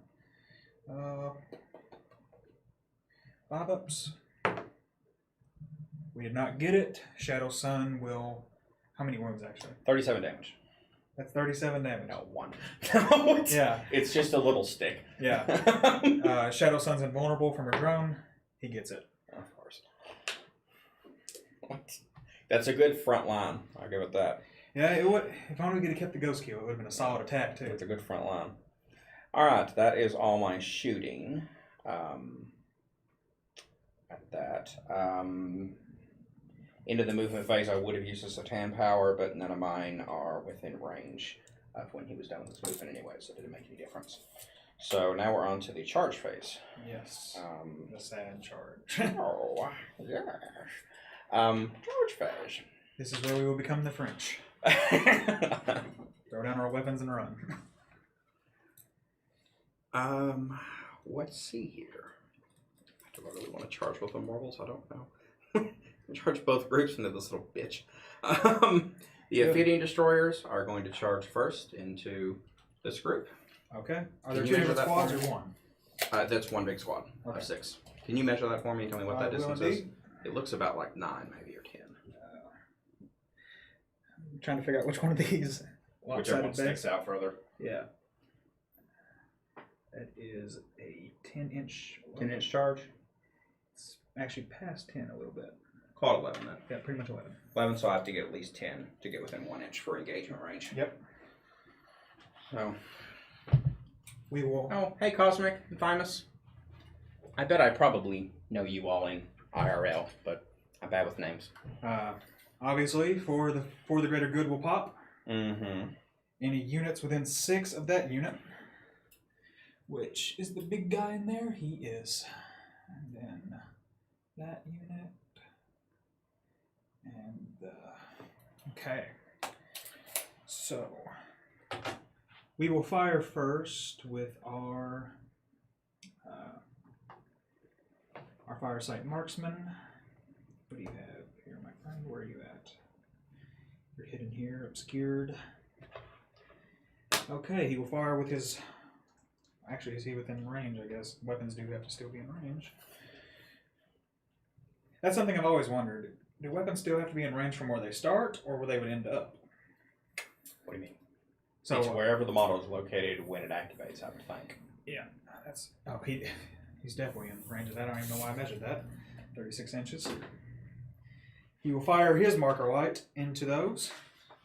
What is your BS, my friend? You actually got it. So that is 1 marker light linked upon you. Yeah, what is his range? Drone uplink. I would really just leave this guy in here for points. I should have removed him and added some more better stuff. Like a shield generator to the ghost kill. Should have done that. Okay. That's all from him. They changed his rules to where he no longer buffs all drones. It's just sniper drones now, sadly. Okay, so we will go up to our 3 marker light drones. Fire 3 marker lights. None of those went through. I thought so. Hey, Jess. Okay, our breacher team. I don't think you are within range of this right one. Oh, you actually are. Okay, 3 breachers are in range of that one. And 4. As always, 6s. Absolutely nothing. All 1s, pretty much, actually. This is why I think I should not be playing Tau, because I can. Just fine. You can just continue rolling like that all day. Yeah, I can never roll anything in my Tau. Okay, so I would think there would be a way to buff their Overwatch. I mean, you're getting a huge buff by being able to call in multiple people to do it, but still. So certain commanders within range of them add 1 to their lets them re-roll shooting. Actually, you know what? I should have checked that. Thanks for reminding me. We have 1 marker light. Yes, okay, we can re-roll hit rolls of 1. So we had...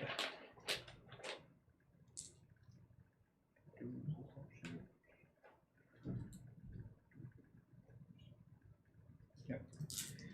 Okay, so we had 2 that were not 1s, but we had 4 1s actually, so we got 2 out of that one. Okay, what is the toughness on those Ophidians? 4. 4? Okay, 1 second. Tough 4 against strength 4, so 4s to wound. 2 6s. So 2 wounds, no AP. As of right now. Standard saves are 4 up. 1 gets through. 1 damage. Let's see, they have 2 wounds a pop. He's only in range of these front 2, so I think we'd have to decide for those. No, I just sticking on one of them. Alright. Where? Don't matter which one, really. How many wounds did they have? They have 4 wounds pop. Okay, so 3. Well, hold on. 4 or 3. Look. I never use these guys. 3 wounds, so down to 2. Okay, down to 2. Yep. Just stick on the front one. Go. Okay, with this front squad of breachers,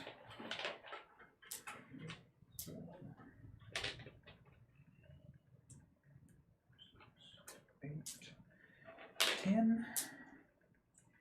Actually, you know what? We're gonna be within. Yeah, you are within 12 because you're charging me from within 12. Okay, one of those guys will actually throw a photon grenade.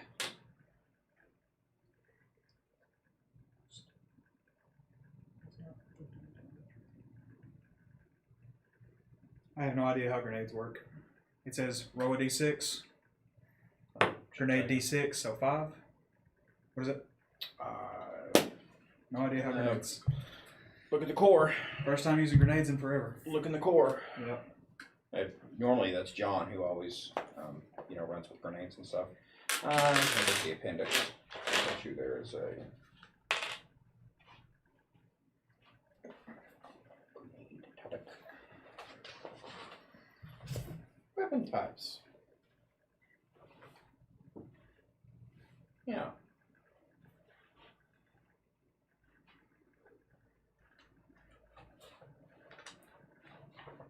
It's going to be up in like the 190s.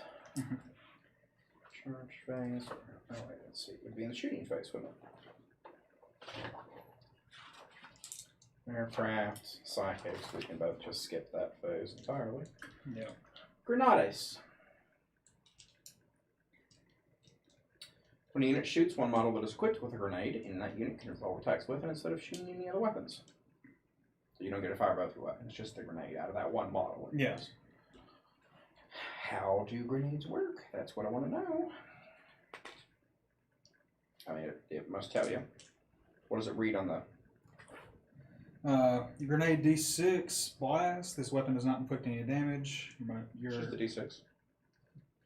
Oh, okay. It's basically a... So... It's basically just a regular gun, but you run the D6. It gets blast characteristics. Yeah. D6 shows you how many hits you get. Okay. So it's grenade D6, it's just how many hits you get. Oh, so you just get 6 hits off the... Well, no, you have to roll the D6 to see. Yeah. So what you rolled a minute ago. Yeah, I rolled the 5. That's 5. You get 5 shots then, basically. Okay, yeah. It's just like assault or anything else kind of gun. When it says D6, you just roll the D6 for the hit numbers.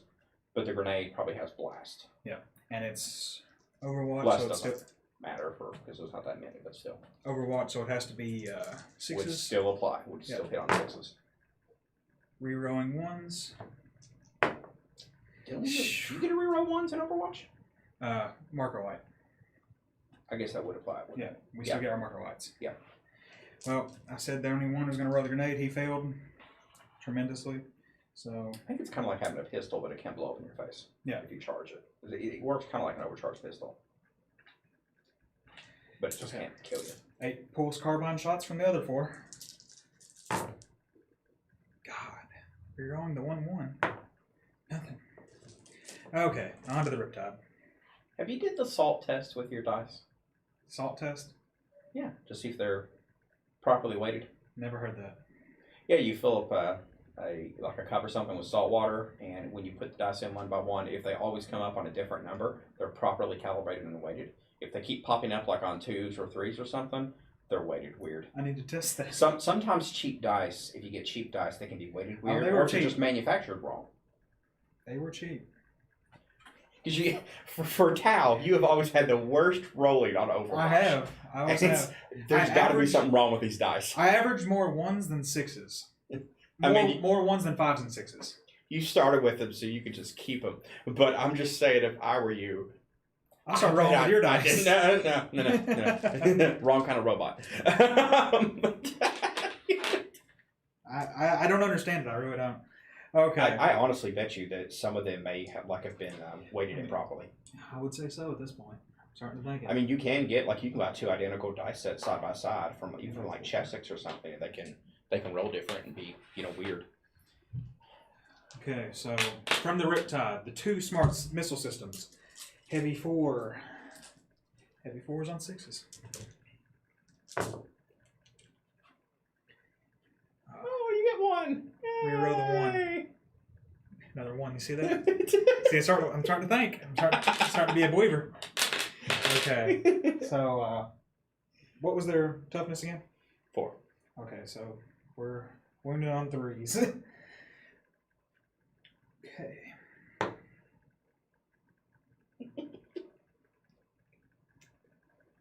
What do we even get out of this? It's just 1s. We're not going to worry about it. Just 1 damage. We're not going to worry about it. Okay, on to... You're thinking about re-rolling? Yeah. Oh, yeah. I heard missile and I thought, oh, it's going to do some damage. Well, like a crack missile does a lot more. Yeah. But it depends on the kind of missile. 10, 11, 12. Okay. Heavy burst cannon. Oh, cocked. Oh my god. Another 1 went through. 3s. Finally. Okay, so that is 1 at AP -2. I think my standard save was a 3. Ophidians. Yeah.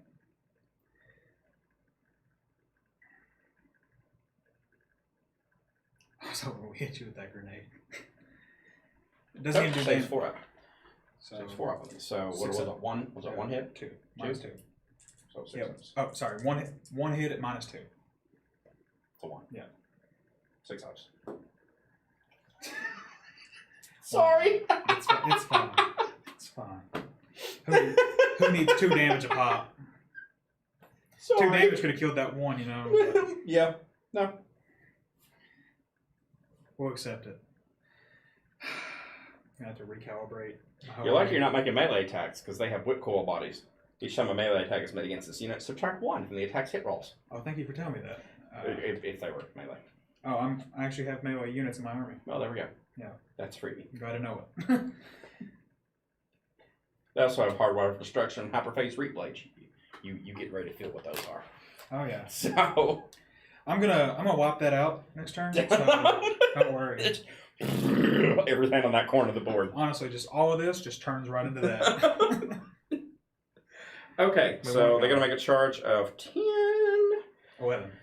Yeah, 11. Well, 10 to get 10 to one get inch. them. Yeah. But higher than that would be I always forget that roll. play better. Okay. Maybe they won't make it anyway. That does hurt though, the fact that now you see, if I run Talsept, it's 5 and 6s on Overwatch. So 5 and 6s hit. Would have been a lot better. And on VOC, I could have declared. Okay, and because they are butchers, my entire area are butchers, they get 1 to charge rolls made for units with this code. Okay, so you're just gonna need a 9. So.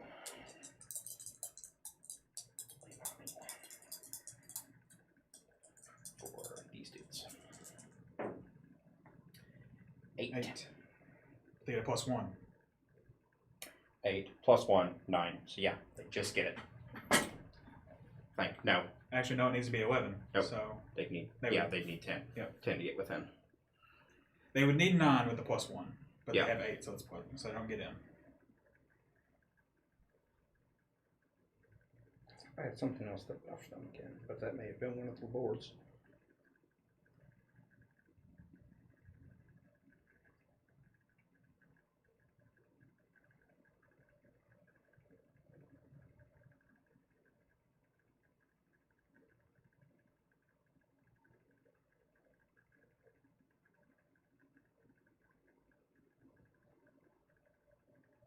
Nope. Okay, so they fell that one. Let's see. I think the grid are good.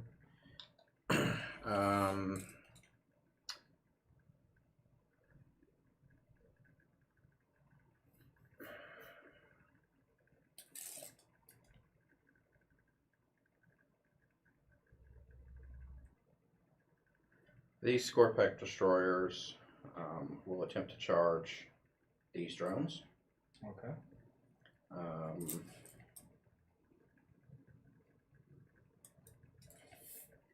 These Scorpec destroyers will attempt to charge these 3 guys here.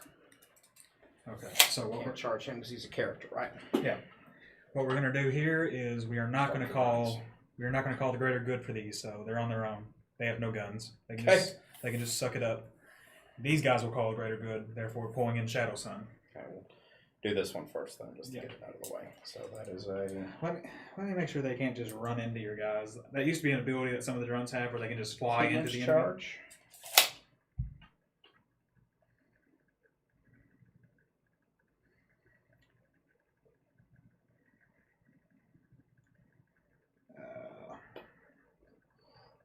Okay, can you guys do anything?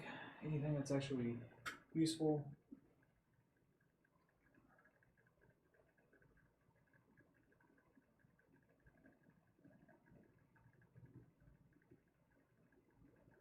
They don't have it, sadly. Yep, they don't have it, so you're good to just roll with those. Alright, so it will be a 10-inch charge for the Scorpec destroyers. I get the extra +1 because of butchers, so technically 9-inch, which means I just need an 8. Technically. Easily. You're in. Yep. 12 to really get 13. Yeah, our drones used to have abilities where they could just run into the enemy, like they would just fly into them and hope to do some damage. Oh god, like suicidal charge. Yeah. I forgot what it was called, but they don't have it, so. Just gonna destroy those drones. Yeah, you know, they're here.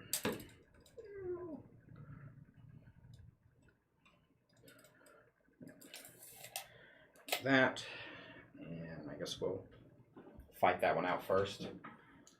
Okay. No, we do. We declare all the charges, then we fight all at once after type. I think so. I Yeah. guess we should have done that before we. Well, they failed anyway, so it doesn't matter. All right, so we'll do this one then here. Okay. I will do our Which is shooting. a 9-inch charge. What is the? Okay, so you're running with that Scorpec group. Yep. Where is my measuring The tape? Lord with the Lord and the destroyers. Do you see my measuring tape? What in the world? Have I Underneath, check under your book. Looked up your core book. Yeah. For the Lord, The command. it is a 12-inch charge. Nope. Sadly. Okay. You are within 12, so you count as having more marker lights than you do. One more than you do. So we will reroll any ones. How great that is. 4 shots each from the stealth suits. Against the Your Scorpex. what? Against the Scorpex or the Scorpec Lord? They're both charging. Oh, they're both charging? Yeah. Technically, the Lord's a character. He is. Yeah. We'll go with your regular Scorpex soldiers. I mean, see if they have anything special for being near Shadow Sun. That would help in the shooting phase. Well, they're not shooting phase, but just shooting.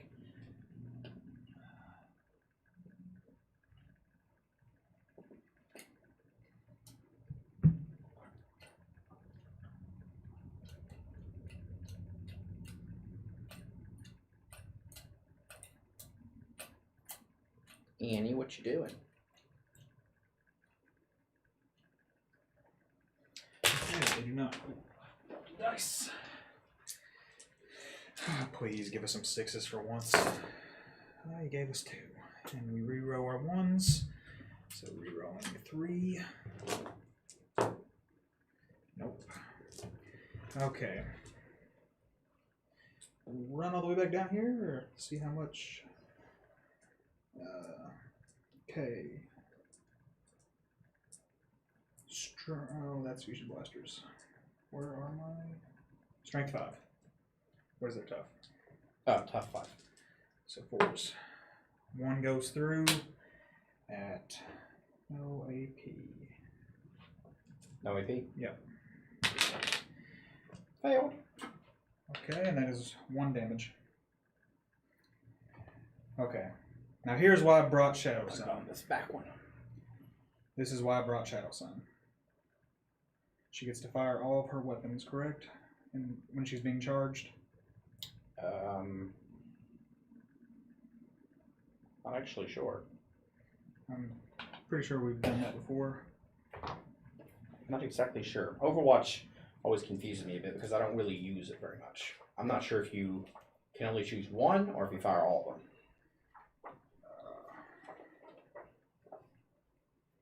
I think it's all. Yeah.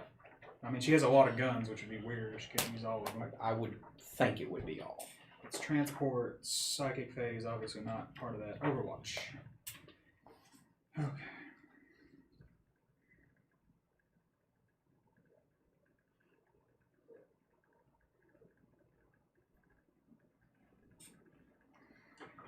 Certain rules enable units to fire Overwatch on an enemy unit before it can charge. If an enemy unit declares a charge that targets 1 or more units from your army with such rule, each of those units can fire Overwatch before the charge roll is made. Yeah, Anakin is stuck down here under my desk.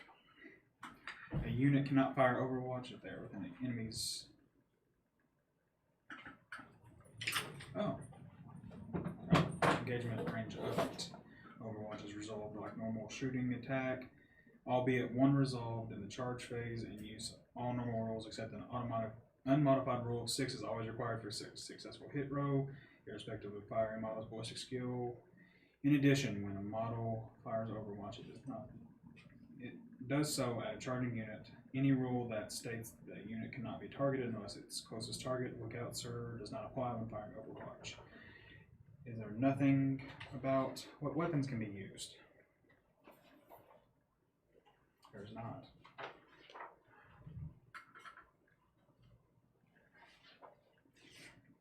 I guess I have to look that up.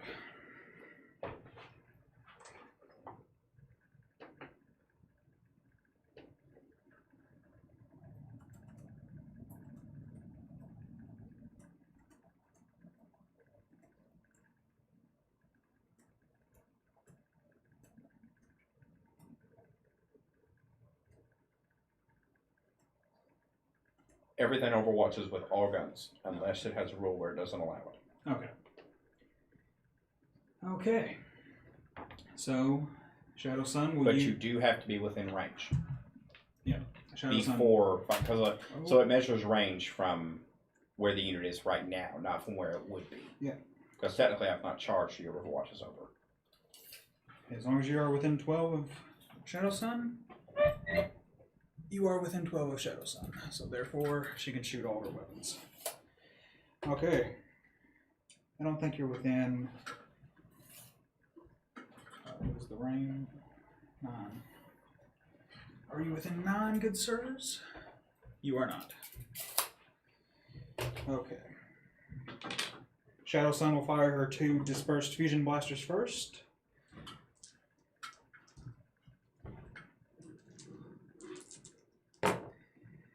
Nothing. Why not? None of those were ones either, said. Okay, so she will fire her Flechette launcher. You're going once. It's 2.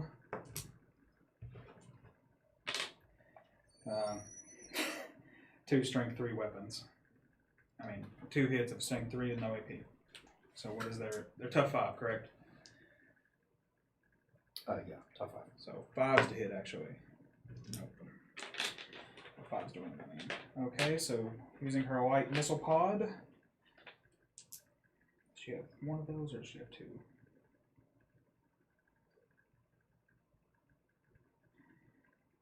Okay. 1 goes through, strength 7, so 3s. You've got to be kidding me. We're going to command point reload that one. I'm telling you, I think they're weighted to be low. See, she got it with a 3, but it's still low. So that is AP minus 1. 1 hit at AP minus 1. So 4 up. Saved. Okay. Her pulse pistol. Of course it goes. Of course, that's the one that goes through. Okay. 4s. Rerolling. Nope. They made it in. No issues. Just gotta roll it. Well, we're gonna poke your. Well, those others gonna poke your drone a little bit. And now we're just gonna roll. So that is a 9-inch charge, I believe, for the score packs. Yep.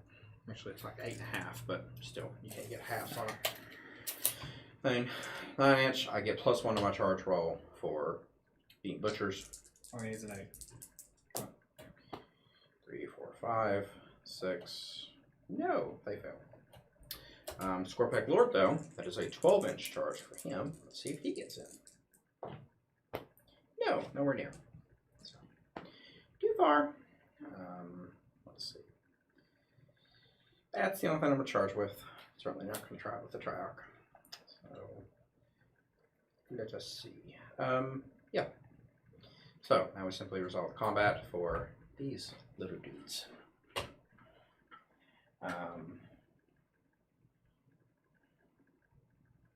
Oh, that is 1 full unit of score pack destroyers.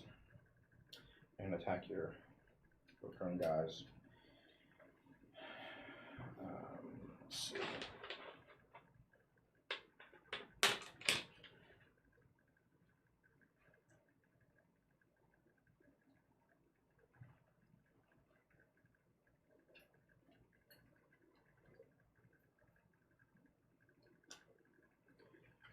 Alright, they are hardwired for destruction, so each time this model makes an attack, reroll a hit of 1. And depending upon the weapons used, they get to generate a few extra attacks. They have 3 attacks apiece for their weaponry. 4 of them are using Hyperphase Reaper Blades. 2 of them are using Hyperphase Threshers. I'm going to do the Reaper Blades first. So that is 4 particular models with 3 attacks apiece. That's 12.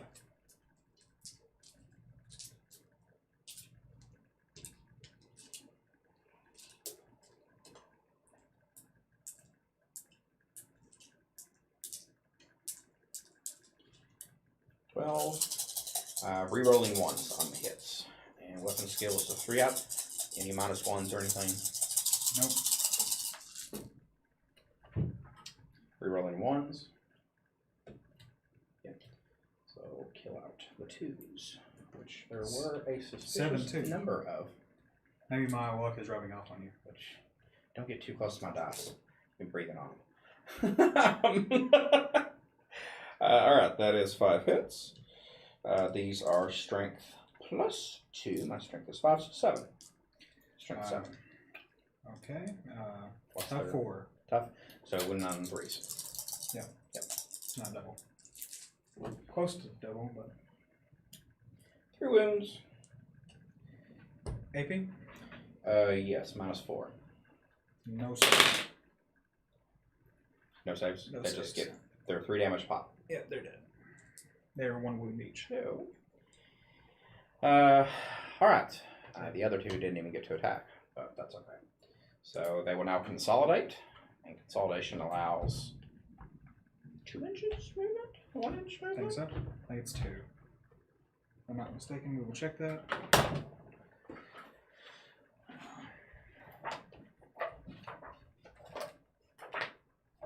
Towards the closest enemy? Yep.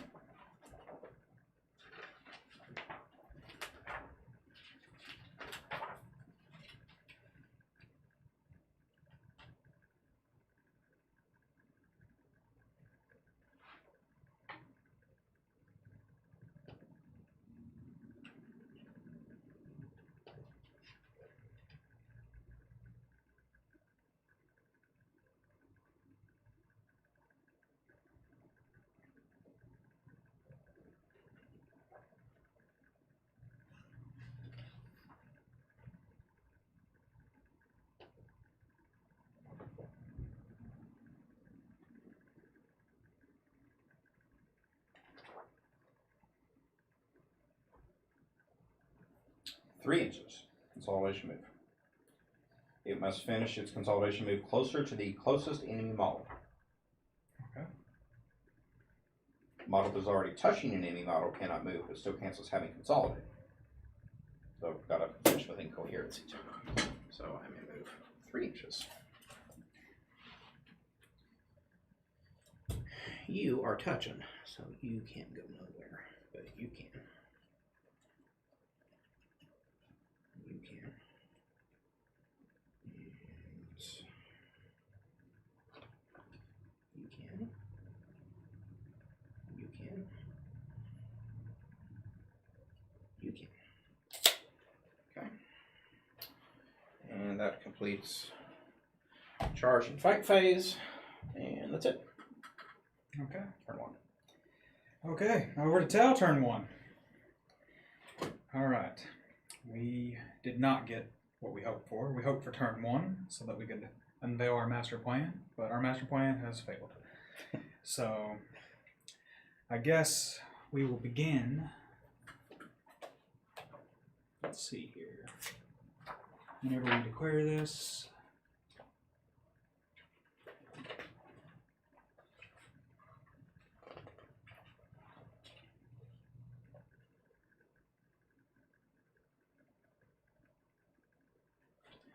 okay.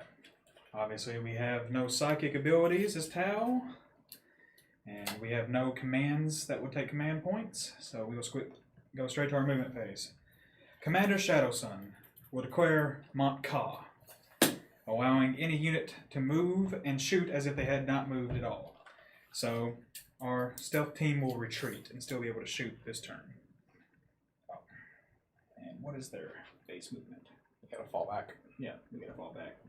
Does it allow fallback and shoot, or just move and shoot? Any movement. Okay. So any fallbacks, any thing of that nature.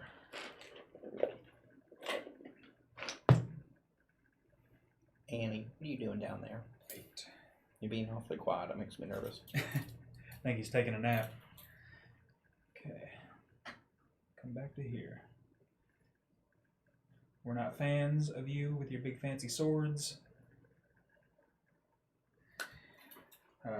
I don't think that he is within 6 of Shadow. No, he is way too far to be 6. Okay, so Shadow Sun will now move back. Though she is the master of the Kaun, she does not like standing near the enemy. She has an 8-inch move as well.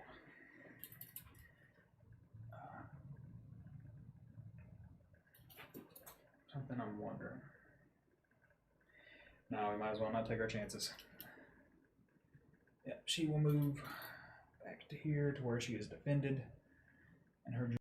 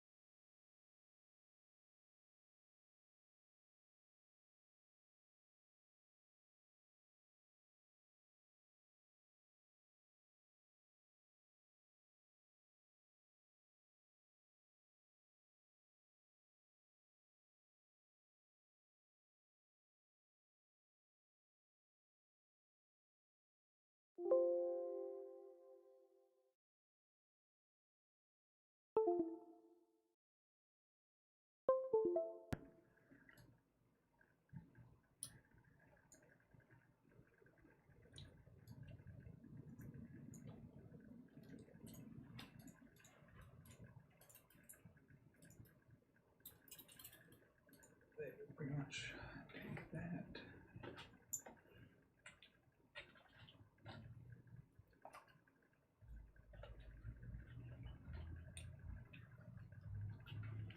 Okay.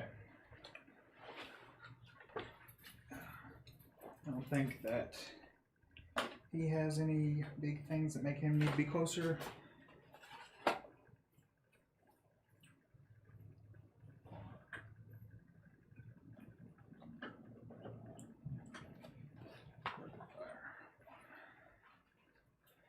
Okay. We will be Manta striking in our support units. I believe that is more than 9 inches away from the enemy. Yeah, anywhere 9 inches away from the enemy.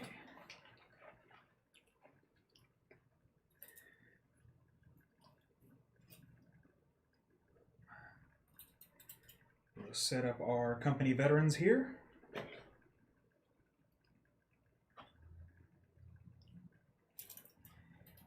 And we have to worry about you. We will set up our crisis commander here. Okay. On to our... Actually, hold on. I need to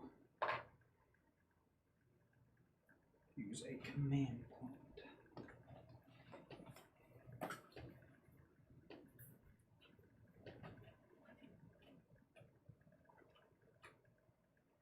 Okay, going on to our shooting phase, we will spend 2 command points to activate coordinated engagement for our company veterans targeting this Scorpec squad here. They count as having 5 marker lights to only these crisis suits. So that will allow us to have a +1 to hit. They are company veterans, so they begin with the ability to have 3 hits. So, take it down to 2.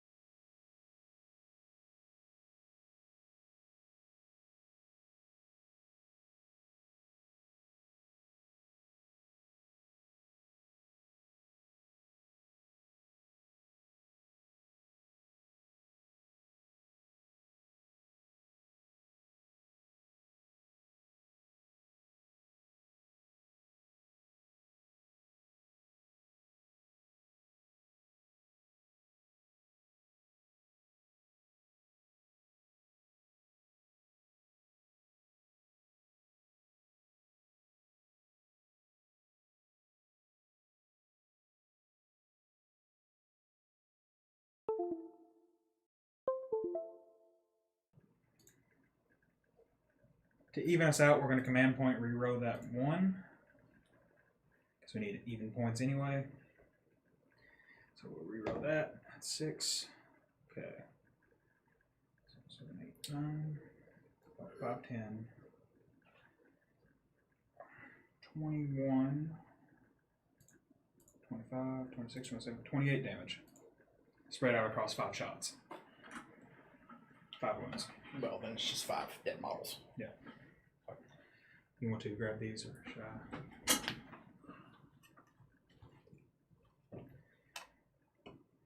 Okay.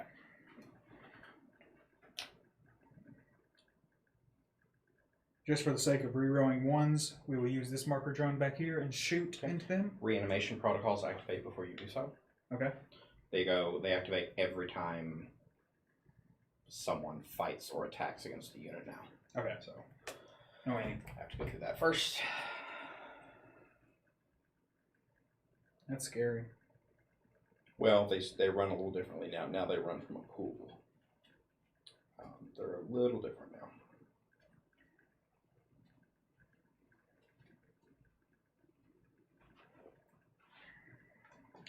Well, we almost wiped them off the board.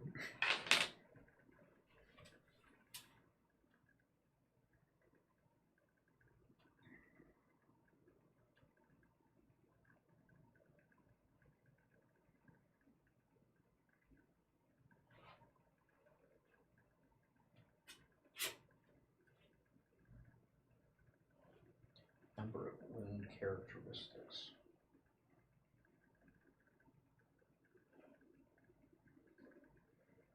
Yeah. Okay, they are 3 wounds apiece. 15.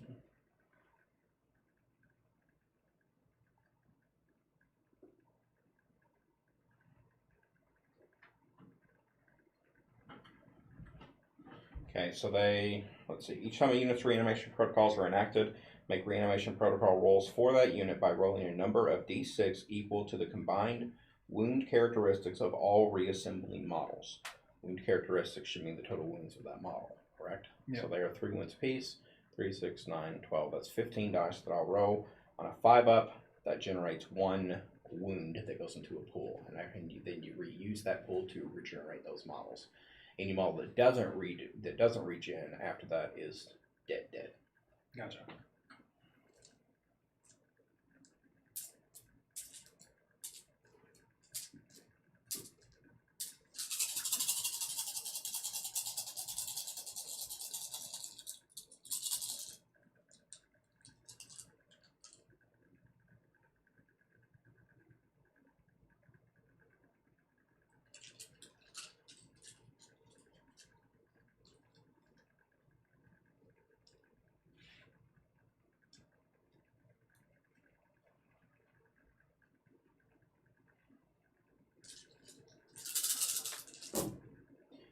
All right, looking for 5-ups. 1, 2, 3, 4, 5.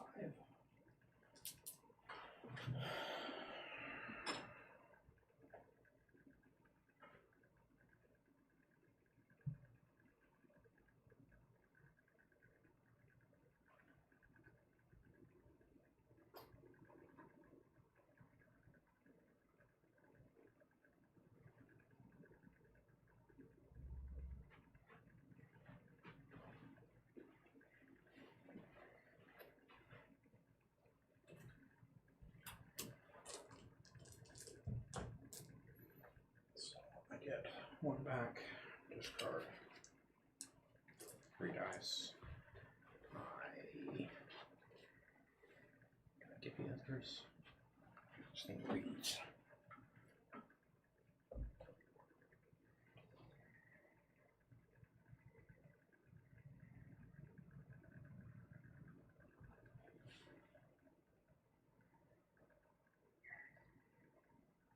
No, we're not, because it's not reading the wound characteristic. Pretty sure. Check the wound characteristic again. Yep. And that's it. Okay. So there's 2 left. Well, I thought it was going to be a lot worse than it was. Yep. So there we go. Just for the sake of it, we will fire the Firesight Marksman, this guy, into him. 3 up with a marker light. That's a fail. Okay. This little individual drone will try. No. Doesn't matter. All the drones are crappy in this army. I need the rest of those for the Ophidians. Okay. My commander in his crisis will attempt to shoot at them. Okay.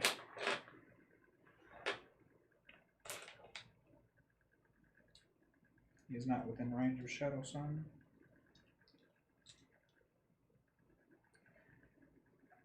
Oh, I need to actually check Shadow Suns. They should have a thing where like you could you can click and it goes straight to that unit. Yeah, they finally battle scrap with that. Nice. Yeah, it would be beautiful. Okay. He should be within range of her command drone. Within 3 of this model. Select 1 for new tile unit within 12 of that model. Okay, so my crisis commander, he is within range of Shadow Sun's command uplink drone, so he can rerow hit rows of 1. If I read that correctly, yep, hit rows of 1. Okay.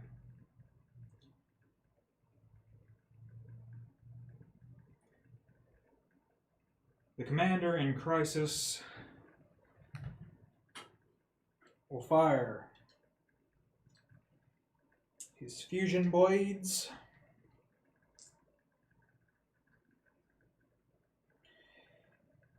Okay, he will row his fusion blades into the destroyers here, and then he will fire. Are they obscured to him? Need to get behind here and see if they are obscured. They are obscured. I put him in the wrong position, but okay, we'll put. Can you see the Ophidian? He can see the Ophidians. Okay, so he will first put his fusion blades into those 2 Scorpex that remain, and then he will fire his psionic ion blaster into the Ophidians, and his plasma rifle into the Ophidians. Let me make sure they are within range of the psionic ion blaster. They are. Okay. Firing first with our fusion blasters. So 4 shots at 2-ups. Rerolling 1s because of Shadow Sun's drone. All of those go through. Okay, so that is strength 8 to their T5. So 3s to wound. Attacking. Here? The Ophidians. Okay, I'm going to use Whirling Onslaught for a command point then. Okay. I mean, not the Ophidians, but the Scorpex. I thought you were attacking the Ophidians. I'm going to be after I finish with Scorpec. Whirling Onslaught, use this stratagem in any phase. When a Scorpec Destroyer or Scorpec Lord unit from your army is selected, it is the target of an attack. Until the end of the phase, each time an attack is made against that unit, subtract 1 from the attack's wound rolls. Alright, those wounds did not go through. So they survived his. He will fire into he'll fire a Sonic Ion Blaster at the Ophidians. Okay, so Assault 3 at 2-ups. All of those go through. Strength 7 to the Ophidians, tough. 4. 3s to wound. 2 fails. That is AP -1. Only 1 hit? Yeah. Just go. Nope, failed. Alright, you just want me to take that 1 dice down? Yeah. Down to 1. And his fusion blast. Not his fusion blaster, his plasma rifle. I don't think they're within 12. They're not. So 1, hitting on 2. Strength 6 to their Tough 4. Tough 4, so 3s. Yep. AP -3. That'll be the same. Alright, that'll be that 1 Ophidian down then. Yep.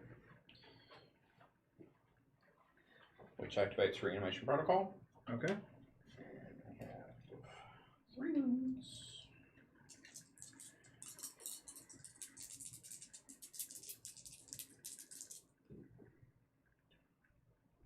Nope, it does not stand up. Okay. It stays down. I'll give you this dice back then for now. Put my bad luck mojo on it. Okay. Commander Farsight will fire into those Scorptech destroyers. You said it's the wound row that's affected? Hmm? You said it's wound row that's affected? Let me see if it lasts. I think it's the entire phase it lasts. Okay. Is what it said.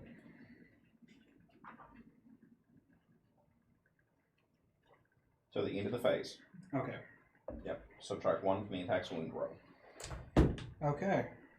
He will be firing his high intensity plasma rifle. They are within half, so it's rapid fire. So 2 shots at 2 ups. No, is he within? Nope. Okay, only one of those goes through. AD minus, nope, strength 6 to their 5, so 3s. Didn't make it anyway. How sad. Okay. These breachers over here will fire at the Ophidians using their mid-range guns. Mm-hmm. So 2, 4, 6, 8, 10.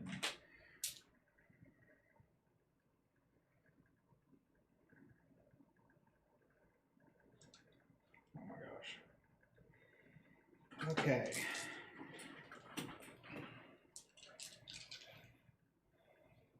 I already carded it. 4 ups. No rerolls. Okay. Tough 5 to their, strength 5 to their tough 4. So 3s. 2 go through at AP minus 1.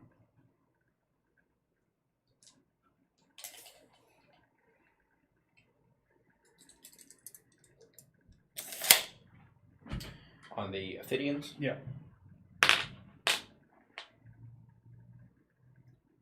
It's 5 up. So 2 went through? Yep. 5 at AP minus 1. 2 at AP minus 1. Saved 1 damage. Okay. Let me plot that. So it's down to 2. That one on the back one. Back 1 over there? Yeah. Yep.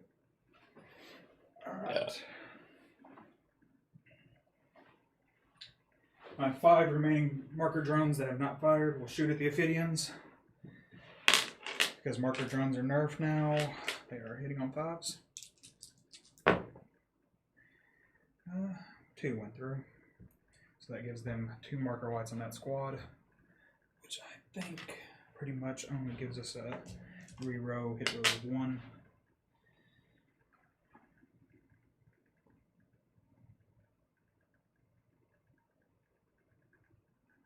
Secret missiles. Okay. We can't allow such a big threat to be where it is. So we will begin by firing our heavy burst cannon into those and our smart missile systems from this riptide. So first things first. Damn, I should have been claiming cover this entire time. 10. Because I'm on terrain. Yeah.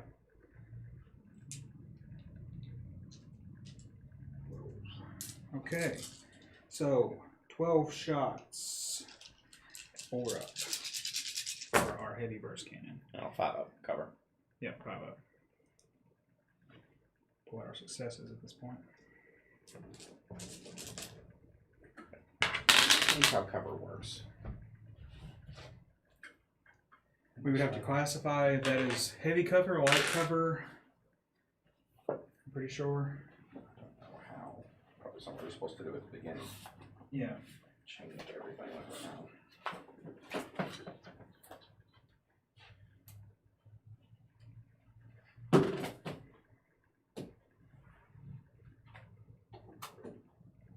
I remember it was a long set of terrain features. I would consider all of these ruins based on the descriptions that are. I don't know. These be considered ruins or industrial structure.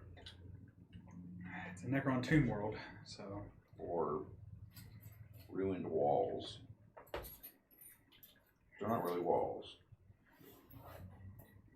I'd say ruins, since it's a tomb world. They've been under the sand for no telling how long. But then again, I know that Necron stuff works after hundreds of years. That's probably, well, there's pictures in the core. Oh yeah. Based on what I think they look the most like ruins.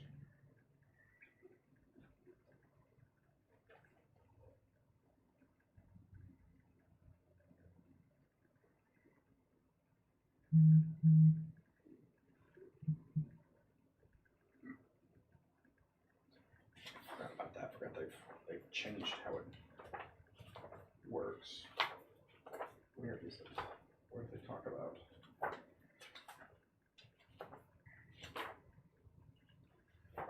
Cover this thing.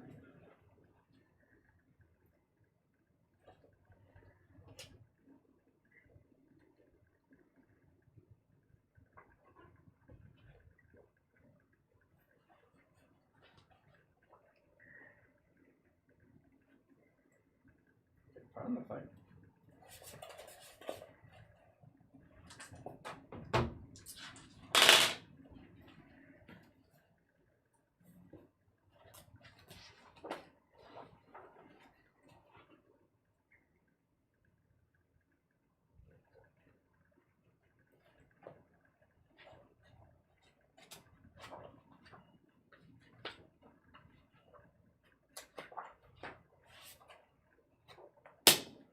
Okay, just ask Google. 262.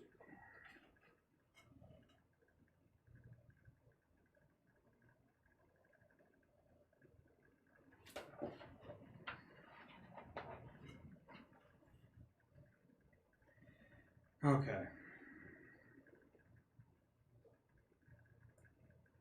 Terrain traits. When each terrain feature can have one or more terrain traits, each of which bestows additional rules. Once the battlefield has been created, both players must agree on the terrain traits on which traits apply to each piece of terrain. Defensible. If every model in an infantry unit is on or in an area terrain feature with this trait, when it can either hold steady or it can set defend when an enemy unit declares a charge against it. If every model in an infantry unit is placed within 3, it doesn't matter because it's not infantry that's holding it right now. Defense line, which is not breachable, it's not a building. Difficult ground. If a unit makes a normal move, advances, falls back, or it makes a charge move, and any of its models wish to move over any part of this terrain feature, subtract 2 from maximum. Dense cover, unstable position. Why do they have to make this so complicated?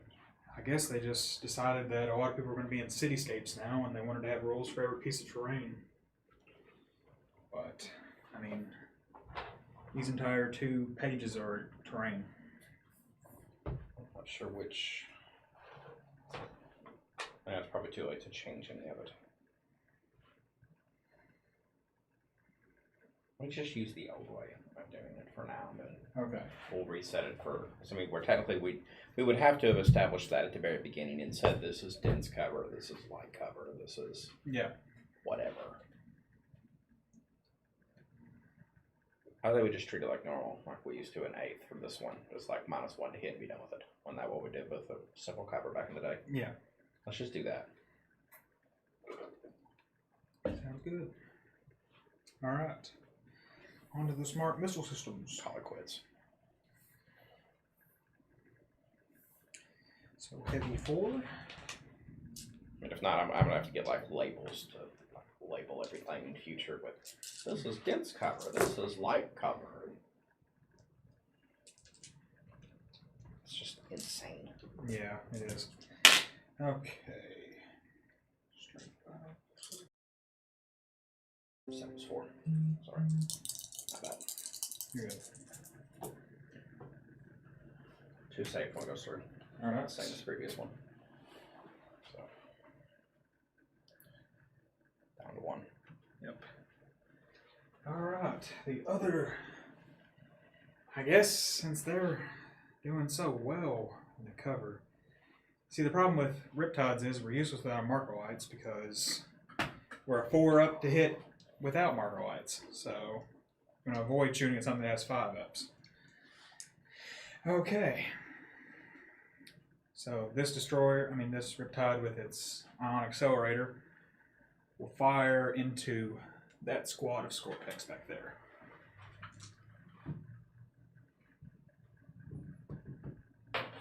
I would almost say you have to fire into my immortals first. Okay. The majority of my Scorpex are hidden by my immortals from that angle. Well, I don't know. He's a bit taller. Oh, I need to move my computer. He can definitely see over your immortals. See over them, but don't they still have to go through them first? I don't think so if they're infantry. If they're not characters anyway. What's the point of a screening model then? I think screen is interpreted as a model you have to fight through to get to those behind it. Maybe that's the case. Maybe you can still shoot through. I thought they could I'll only check though. shoot at what's We'll check what's that. not like they have to shoot the front line first unless it's a big unit. Well, I guess that would work in the reverse if it's a large unit. I would still work if it was a large unit, yeah. Shooting phase 216.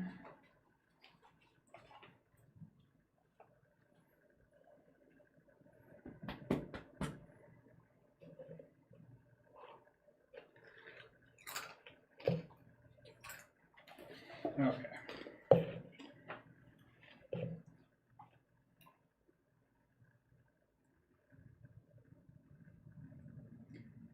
Well, this is something that we have not been doing. Actually, never mind, we have been. Never mind. There's a bunch of crap that we've probably not been doing.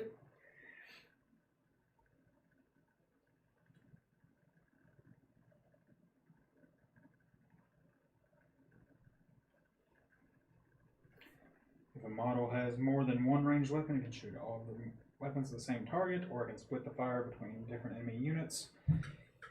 If a unit has more than one model, they can shoot at the same or different targets. In either case, when you select a target unit, you must declare which weapons. Only enemy units can be chosen as the target for an attack. In order to target an enemy unit, at least one model in that unit must be within range. Visible to the shooting model. If unsure, get a look from behind that model to see if the target is visible. For purposes of determining visibility, a model can see through other models in its unit. If there are no eligible targets for a weapon, then it cannot be shot.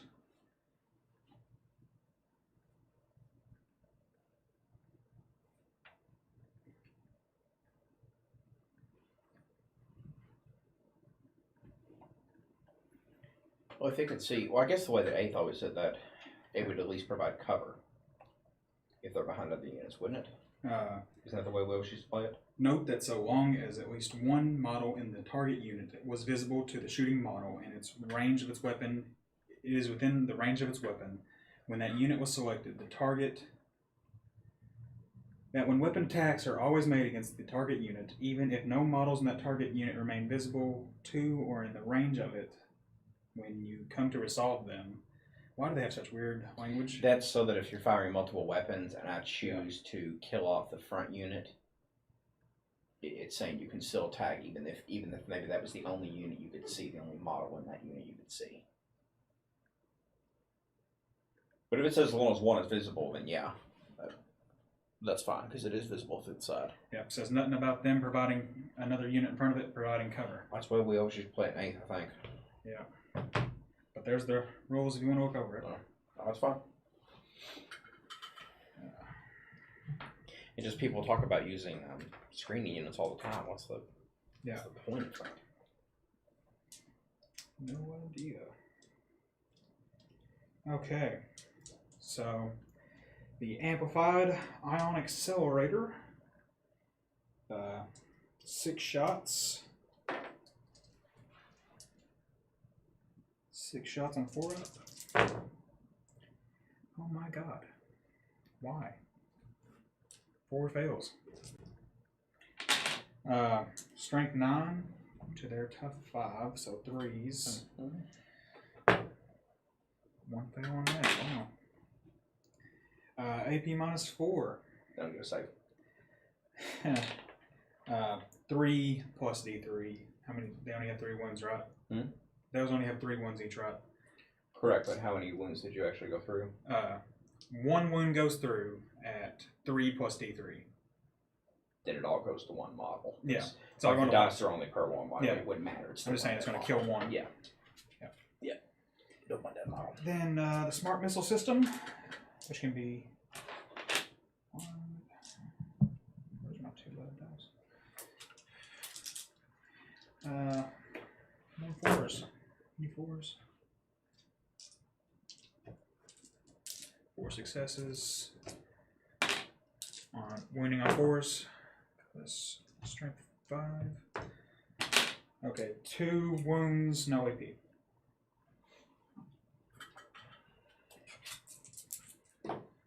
Saves.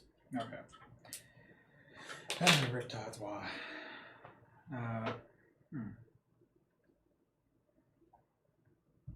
Yes, I see you. Okay. These breachers right here will fire at these last 2 destroyers with their medium range. 4, 5. +1 to wound is still in effect. Yep. 6, 7, 8, 9, 10. 4s.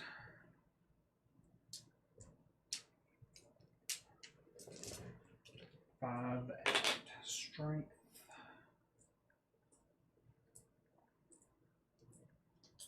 Strength 5, so wounding on 5s. 3 go through at AP -1.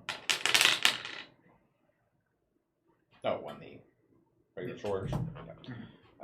3 go through. 4 ups. 1 wound. Okay. With just 1 damage. Yep. Okay. Are you within? You are not. Oh, I have to do reanimation protocols. Okay. For that one. It's 3 wounds, so 3 roll. Have a 5 up. Nope. Yes, I see you. These breachers will fire at that same squad of regular ones with their medium range. 4 ups. About average. Another 5 hits. 4's the wound. 5's the wound. So only 1 goes there. 1 wound at AP -1. Saved. Okay. The 3 stealth suits that you were able to kill will fire into that squad. Which the Scorpex? Yeah, the Scorpex. Okay. 4 shots each. Here's everywhere. What? Oh. 4s. Thank you.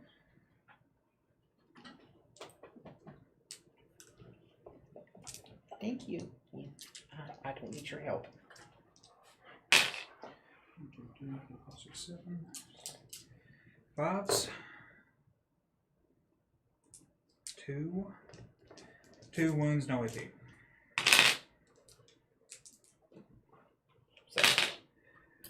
Let it be known that nothing you throw with these things kills them. Okay. Our enforcer commander will fire his 3 plasma rifles into that Scorpec destroyer squad. They're within half range, so he will be using his rapid fire. 2s, rerolling 1s.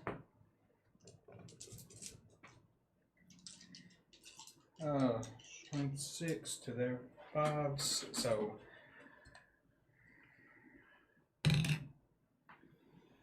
extra wonder point. So it just goes down to 4s again. 4s to wound. That is cocked. I don't know that. Okay. 4 wounds at AP -3.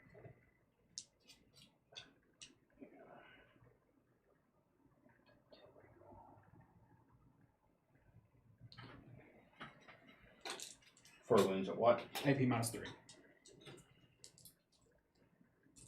4, you said? Yeah. 3 go through. Okay. Those are 1 damage a pop, so kills that one and then puts 1 damage on the other. Okay. Okay. Reanimation protocols on that one. Nope. That poor little stealth suit over there by himself will fire into your immortals. Which ones? The ones right there in front of him. Backside or front side? Oh, backside. Yeah. Group 1, group 2.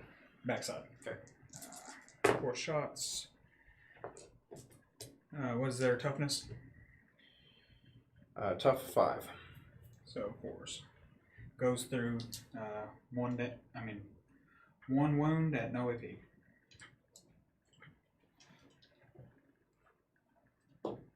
Saved. Alright. On to charge. Commander Farsight will be charging that score pick, and our Crisis Commander will be charging that score pick. Would you like to spend a command point to Overwatch? He doesn't have any guns. Oh, okay. Just big knives. Yeah. See how much we need for good old, looks like a 6-inch charge for him. And I'm going to say it's at least a 10 for you. It's actually a 9. Okay, so rowing for Farsight first. 6 to get in. He is in. Grab it from the base here. Put you right there. And then 9 from the Crisis Commander. 6, 7, 8. So he's 8. He's within 1, so he'll be right there. Okay. On to the melee, the fight phase. Commander Farsight gets 4 attacks with his Dawn Blade.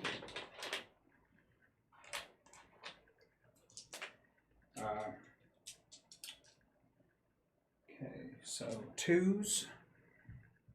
Oh my god. Well, you know what, Farsight, it's okay.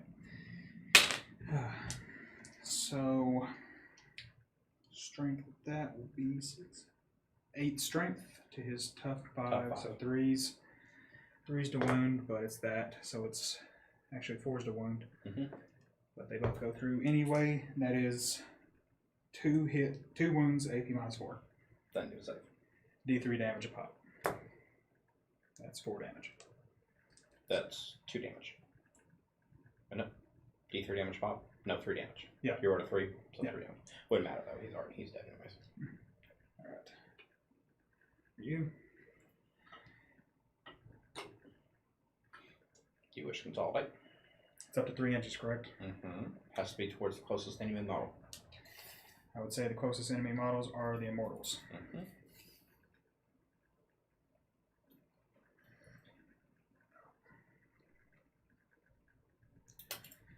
We'll go with it. We won't. Well, we might as well. But I guess they'll just destroy the 2 commanders before they get there. But hey, it's something. That was Tau turn 1. Turn 2. Since our Riptides have been garbage. Turn 2, Vengeful Stars comes into effect for me. Okay. Which is...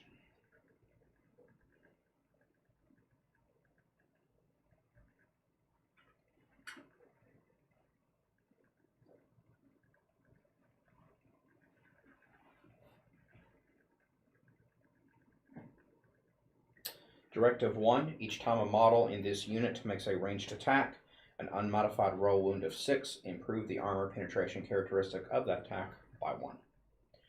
So, movement first. Well, no, command phase first.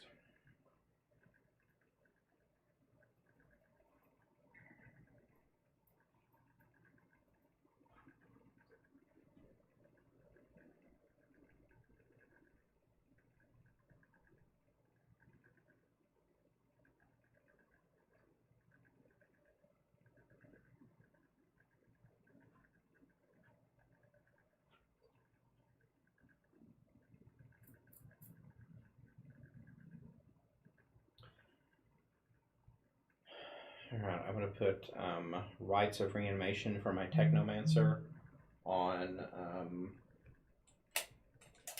this front unit of Immortals.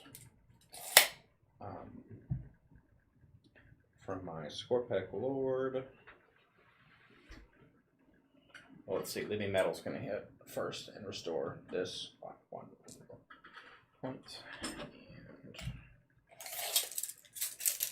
can you change that back to a 2? Yep.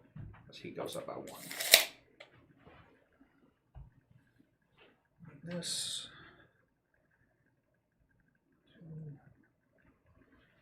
Alright.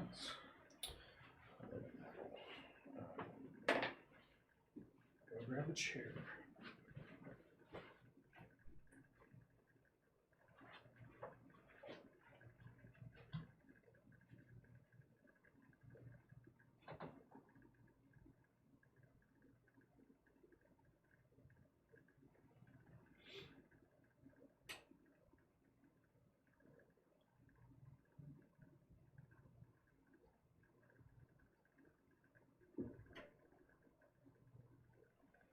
Okay, I'm going to use Lord's Will from my Lord on this front unit of Immortals as well. Okay. So they both have Rites of Reanimation and Lord's Will onto them. Reroll hit 1 and boost the Reanimation Protocol.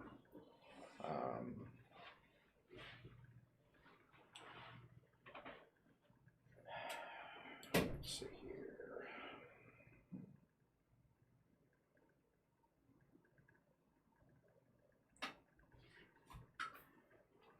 Addition for stratagems.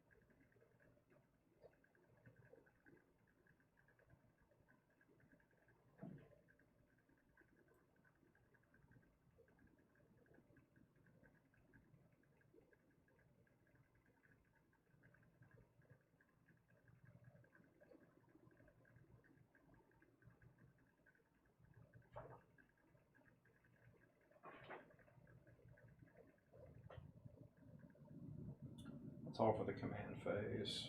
Moving into movement phase, I'm going to use Burrowing Nightmares and pull my Ophidian Destroyers out of combat. Okay. And just pretend like they're not over there until I redeploy them at the end of the movement phase.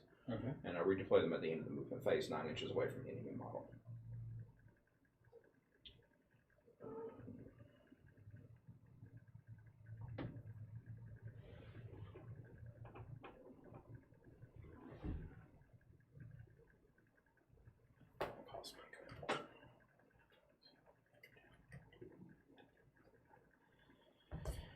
Movement.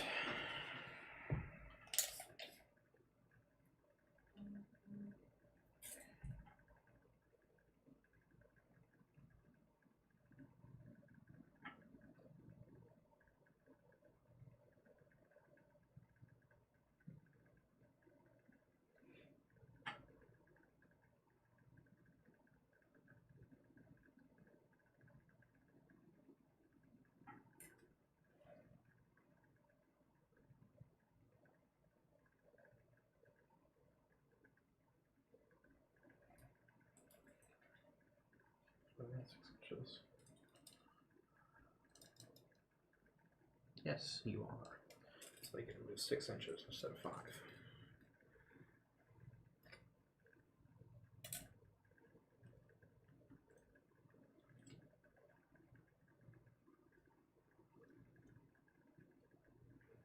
Which means all the rest of these are to well with their core.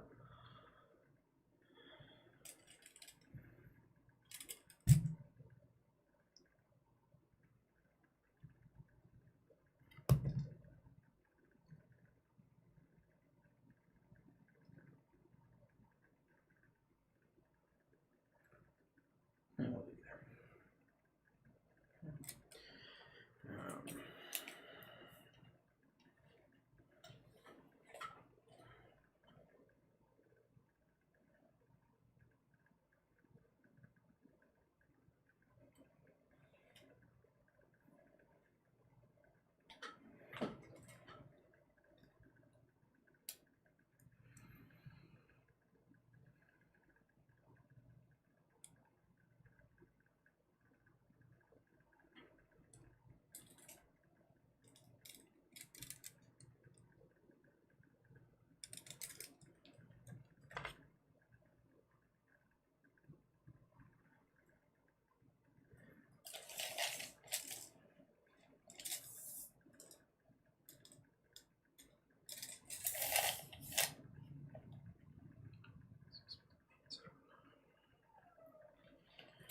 Technomancer.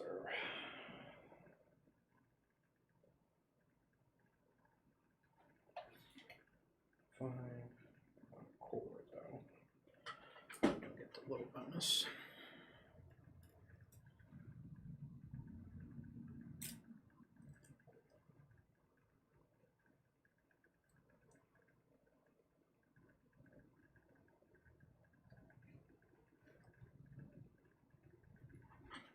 It's 10.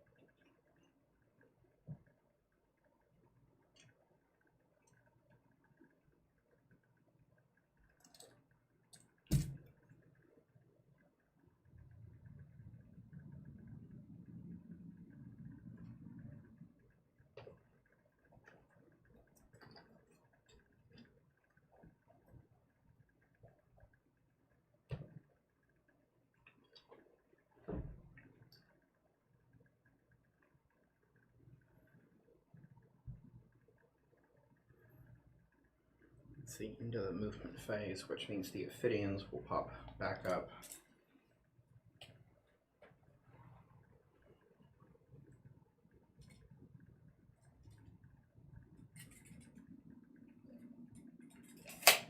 Here. Hand them to me. Pass those over to you. Those are really fragile.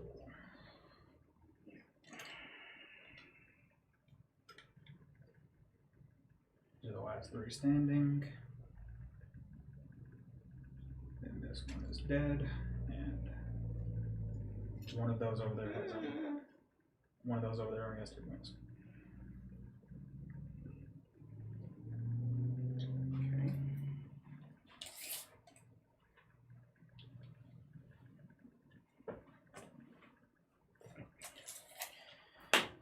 You're good. Sorry. You're fine.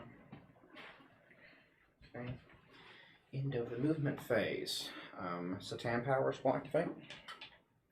Okay. So I'm now within range to do so. A little bit of fun with that.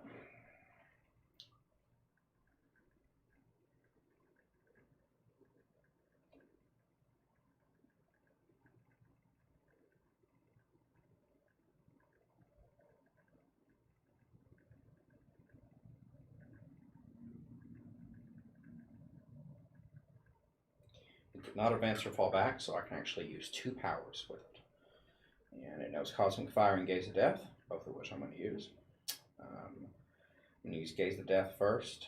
Select one enemy unit within 9 inches of invisible to the Satan. Roll 3d6s for each 4 up. The unit suffers D3 mortal wounds.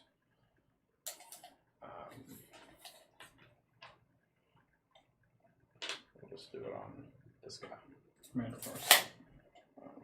Yep.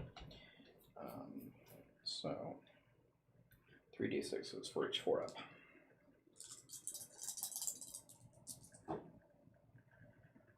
Yep. Let's go command point for that. Yeah, we don't. So 2 D3 mortal wounds. Okay. That's cocked. 2, 4. Okay. 4 mortal wounds. 4 4 invulnerables. None of those. Only one of those working. I don't think. Can you take that against mortal wounds? Invulnerable saves, you should be able to. Against mortals?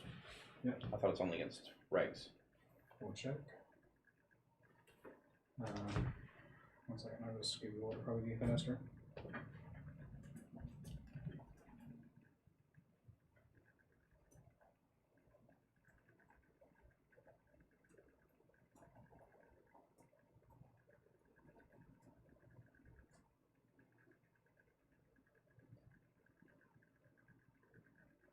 Okay, no, you don't. So those are 4 mortal wounds, you said? Mm-hmm. Okay. He is down to 2 wounds.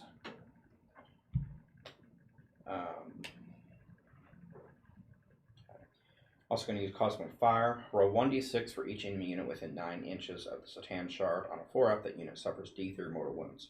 If it's a test fall, it's not. Doesn't make any difference. So 2 d6 will roll 1 first for Farsight. If it's a 4 up, D3 mortal wounds. If it's a 4 up, D3 mortal wounds. 3. Okay. So he's dead. And we'll roll for the other dude. On a 4 up. 4 up. D3 mortal wounds. 3. 5. Alright. How many wounds do you have? How many was it? 3. Okay. They're mortal wounds. He's down to 2. Also, well, yeah, you wouldn't be able to use any. He now had. This is what makes him so broken now. He now has Drain Life. Each time this model makes an attack that is allocated to an enemy model, that enemy model cannot use any rules to ignore the wounds it loses. Well, I guess it wouldn't be a rule, that would just be a save. Yeah. It would overcome rules, though, like Mortarion and stuff. Mm-hmm. So, okay. So, that's all of those powers. Now on to shooty phase.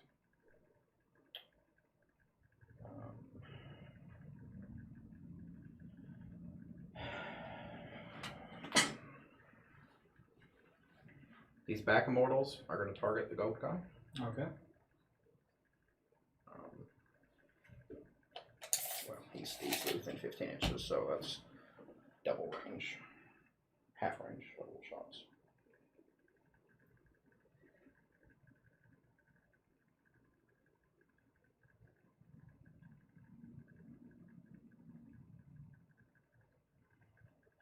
Hold on. No, they're not. They're going to wait. It's finally going to use his damn Gauss Flare array. It's just the only thing in range against that guy. Just the only thing he can fucking hit with it. I keep forgetting I have it. It's definitely not within half range, though. Rapid fire 5, so I'm going to get 5 hits. Ballistic skill hit on 3 up. 3 hits. Tough 5. Strength 4. So 4 ups. 5 ups. Yeah. 1 wound. Okay. Minus that? 1 AP. So 3 up save. Saves it. Okay. Same thing with the Canophic Doomstalker. He also has a Twin Gauss Flare, though he's only got 2.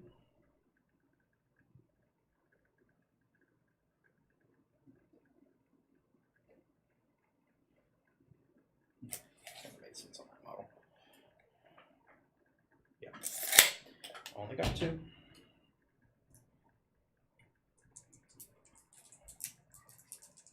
Loses a skill of 4 up though. He's not as good. 1. Strength is 4. Tough is what? 5, so 5. Nope, missed. Okay, whatever. Well, I guess now the Immortals will.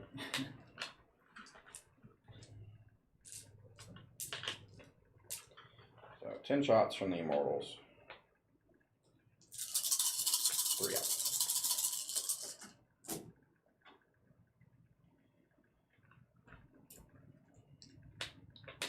6 hits. Strength 5. Tough 5. Yeah. So 4s. Yeah.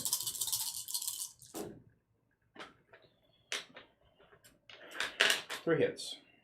AP? Minus 2. Okay, so that will be 4 ups. 1 fail. Okay, 1 damage. Down to 1. Where's that go? Okay. Technomancer will use his little stick at the same guy. So assault 3.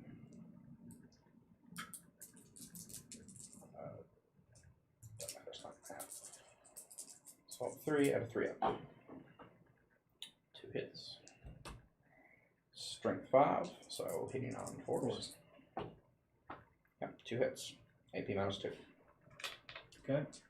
2 4 ups. Yeah, that's both of them. He's dead. Save. Okay. The Lord will use the same kind of weapon against that single little bitch that's over there in the corner that I'm beginning to hate. Minus one to hit.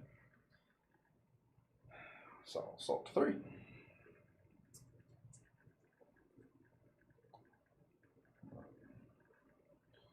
Hitting on 3 up, hitting on 4 up because you're minus 1. 2 hits. Okay. Strength 5. Tough 4, so 3s. 3s. 2 hits. 2 wounds. How much AP? Minus 2. Okay, so minus 2, so 5 ups. Makes neither of them. He's dead. 1 damage 5. Yeah. Okay. Finished him off.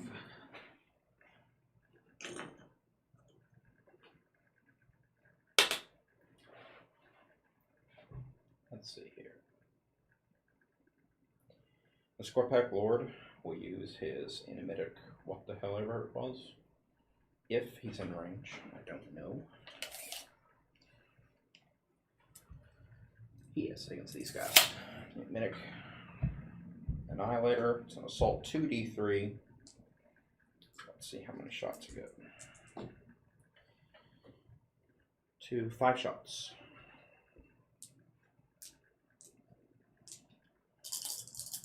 5 shots, hitting on, what is your ballistic? 2 up. Do they have any minuses or anything? No. You know, 2 up.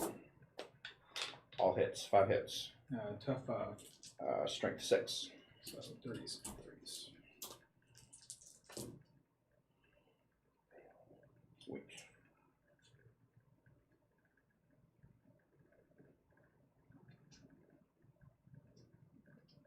Didn't matter, he didn't roll any. One's a hit. Each time model in that unit makes an attack, re-roll a wound roll of 1. So I get to re-roll these 2 ones. So what was he winning on 3s? Yeah. That's 4 wins. AP? Minus 1. 4 up saves.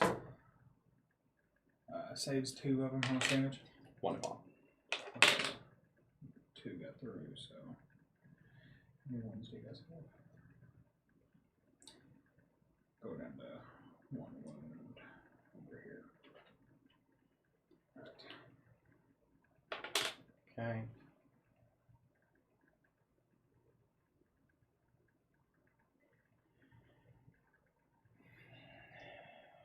These two groups of immortals on the front here are going to target those stealth suits. Okay.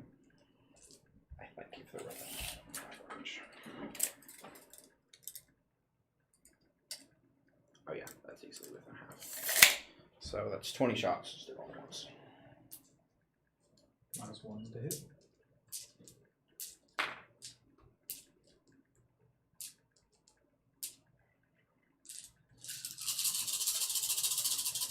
Hitting on 3-ups.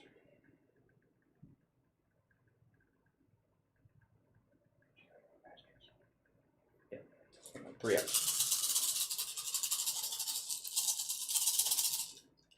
And wait, let's see. One of those was buffed by the Lord.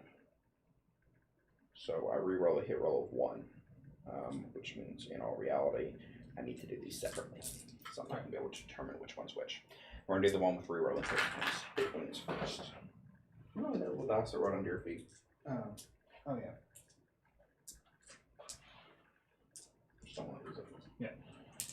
Okay, so 10 shots, hitting on 3-up, re-rolling once. You take the -1 to hit.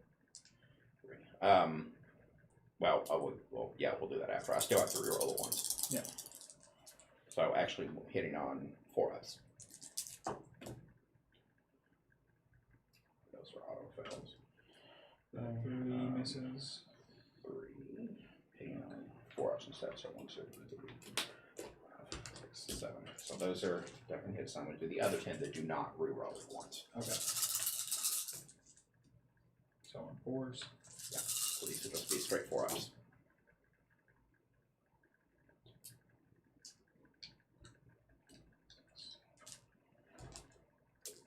Oh no, I lost a rock.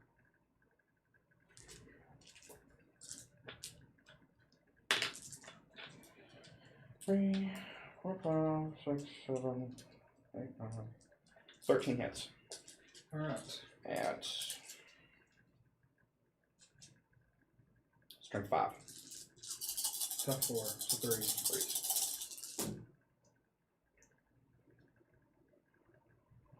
Maybe 1s and 2s.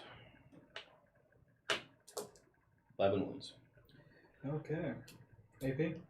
-2.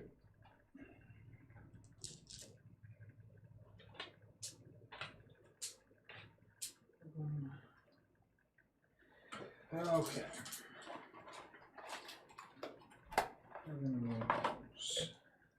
11 5-ups.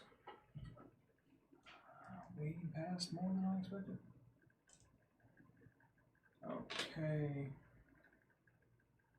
So that is 7 fails. They're 1 damage pop. So yeah. Give me 1 second. I think it's 7 4-ups.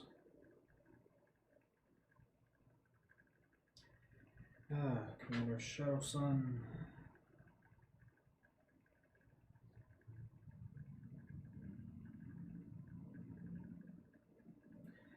Honored 7 6-ups.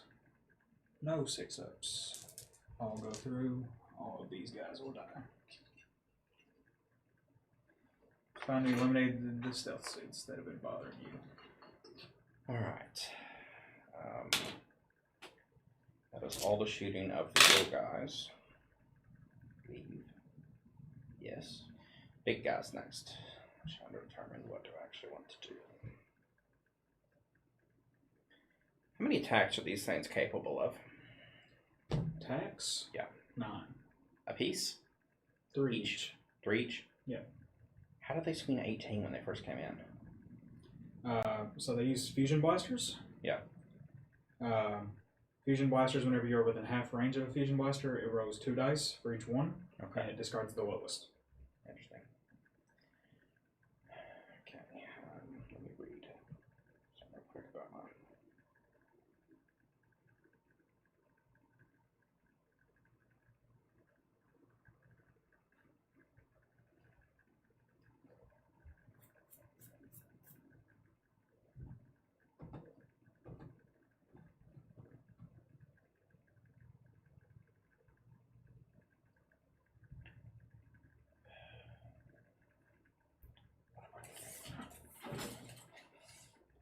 30 go.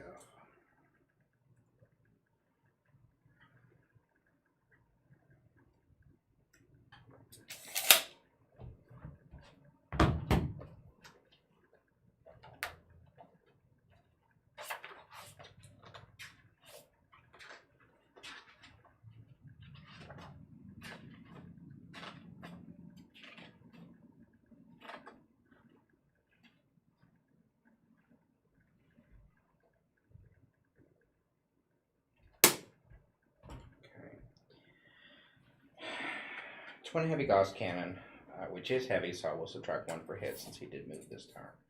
Is gonna go against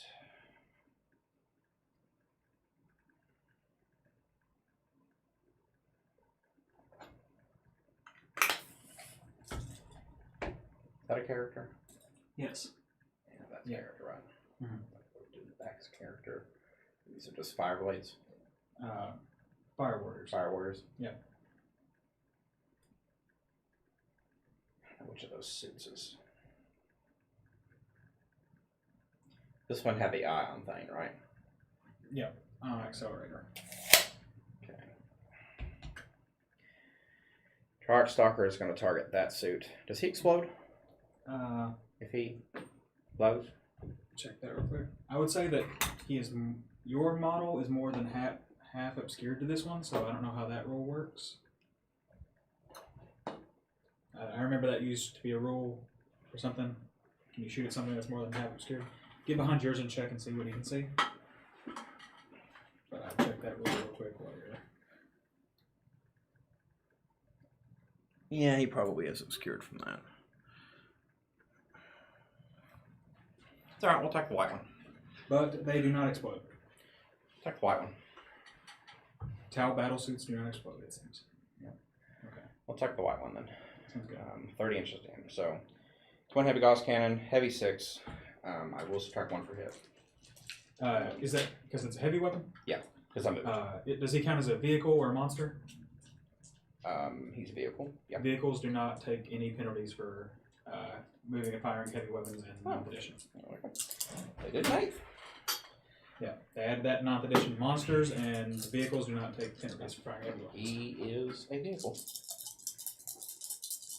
I have a Triarch, apparently. That's handy. Interesting. Run that new Triarch quest. Well, I guess he's called a Triarch Stalker. I guess that does make sense.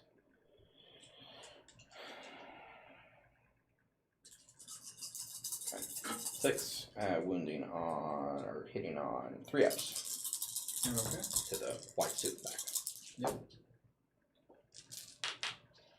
I do not get to reroll, but it's a ranged attack. No. Okay, 5 hits. Tough 7. Strength 7. So wounds and force.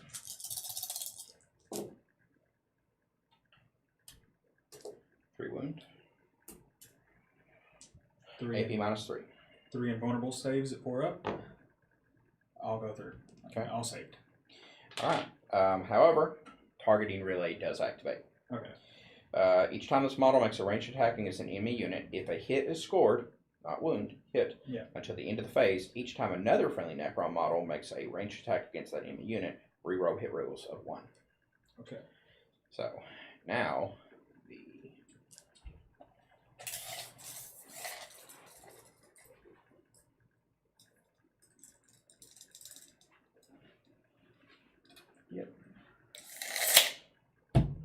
You're good. Yep, on that one, I can see 3/4 of them. Okay. Canopic Doom Stalker will target the big one in the back. Okay. With its heavy cannon. Doomsday Blaster at high power. Heavy D6. Blast, but that doesn't make any difference here, I don't think. Hitting on 4 ups. Rerolling once as a target, really. Didn't get any ones. Fuck you, 2s. 4 hits. Tough 7. Strength 10, so winning on 3s. not.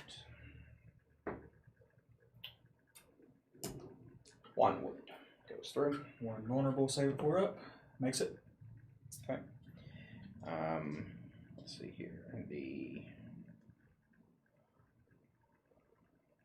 Doomsday Arc will also fire the same one. All right. In the back line.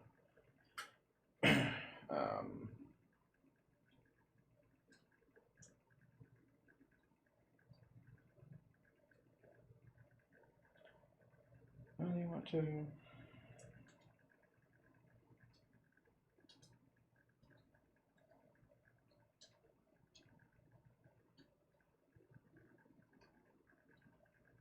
Yeah, he does.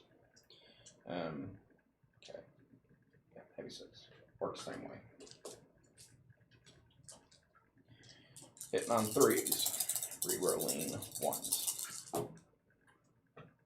Once again, crappy 2s. 3 hits. Strength 10. Wound on 3s. Oh, yeah. 2 wound. AP. Jab nimble.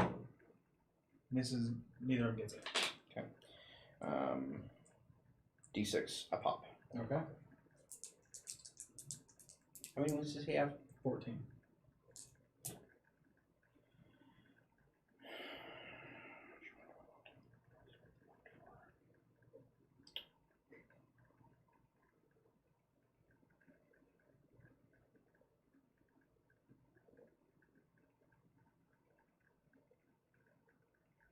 Yeah.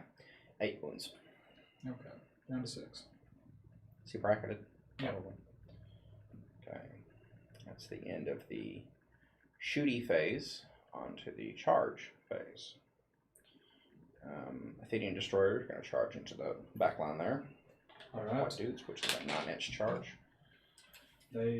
Since they're within 12 inches, they will count as having 1 more marker light, so that's only 1. Just misses up by half an inch. We won't be in range of any of those. Okay, we'll fire our. Are you within 9 inches of all of these? I think it's just the edge one. Yep, just the edge. Just the edge one. Okay, so the edge one will get to do his thing where he throws 2 dice and discards the lowest.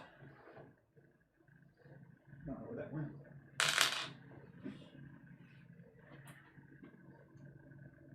No idea where that went.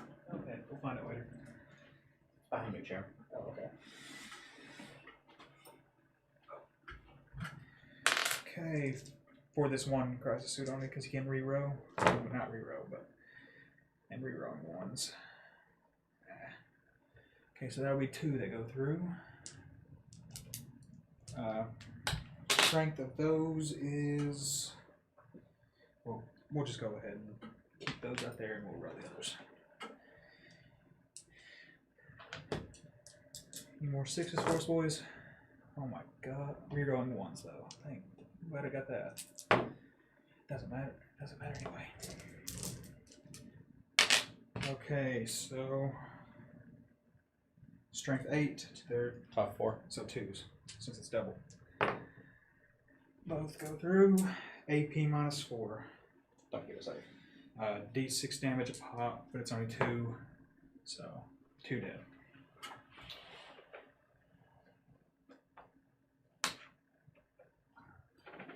Activating reanimation protocols. Alright.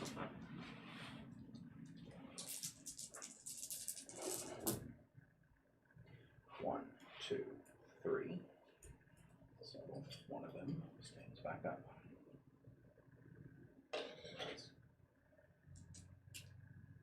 Okay. So, charge roll. It's a 9-inch charge. Yeah. 10, I get +1 for being bloodless, so 11.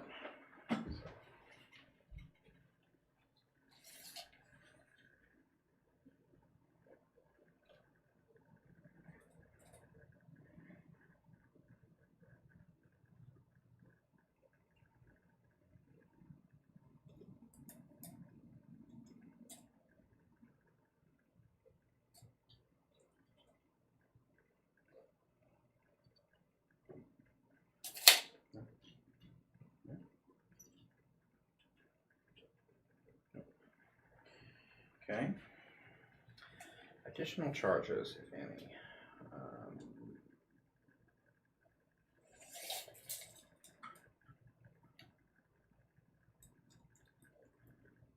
About an 11-inch for the hem.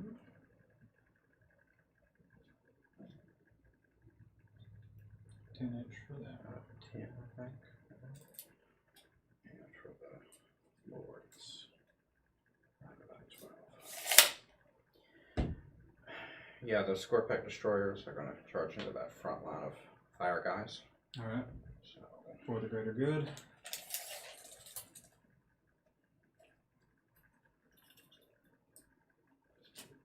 that's a 9-inch charge. Okay, for the greater good, we'll pop off. How many drones are in that? 6 inches.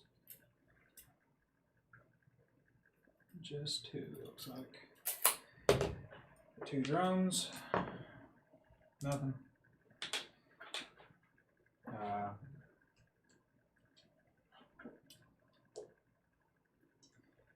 You know what? This back squad of breachers will all attempt to throw grenades. There's D6 each.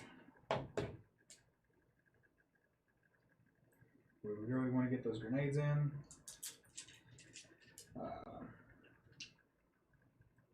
How many? There's 6 models in this Corpex squad, right? Mm-hmm. So the blast would activate. Take a look at blast rules.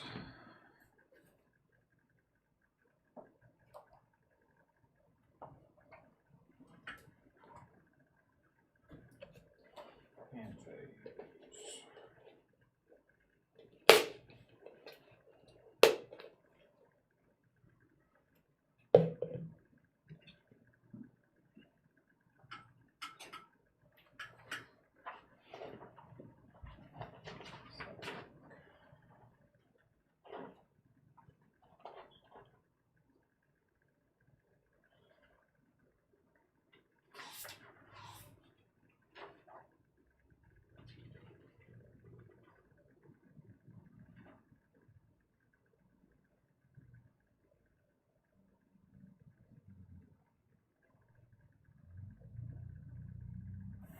Okay. Would have been nice to use earlier. But I forgot. Alright. So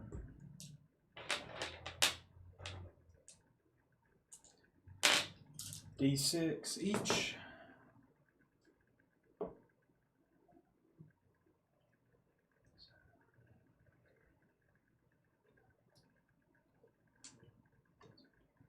Okay. 17 hits. 17 shots. 6, 7, 8, 9, 10, 11, 12, 13, 14, 15, 16, 17 grenades. Thing is, it says for blast weapons, minimum 3 attacks always. 3 attacks always hit. So 5 times 3 is 15. So 15 grenade shots on those. The grenades do no damage. I'm just making sure they hit you. Weapon does not inflict any damage. Your opponent must subtract 1 from any hit rolls made for it. Do they have the infantry keyword though? Hmm? Your sport packs don't have infantry keywords, do they? Sure, maybe.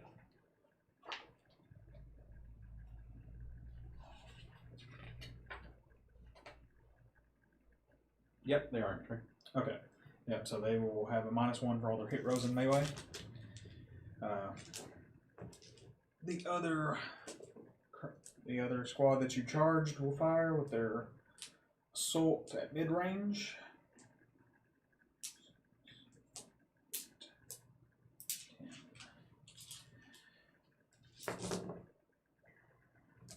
Two.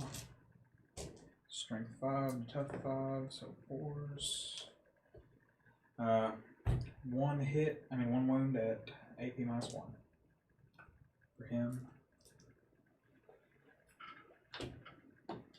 Saved. Okay.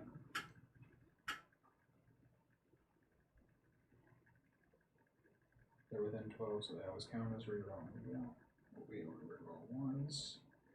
My Enforcer Commander. They're within 12, so it counts as rapid fire 2, 2, 4, 6. Oh, it doesn't matter, it's 6s. Has to be 6s for Overwatch. Nice. Strength 6 of 3s. Go through. So that's 2 wounds at AP -3.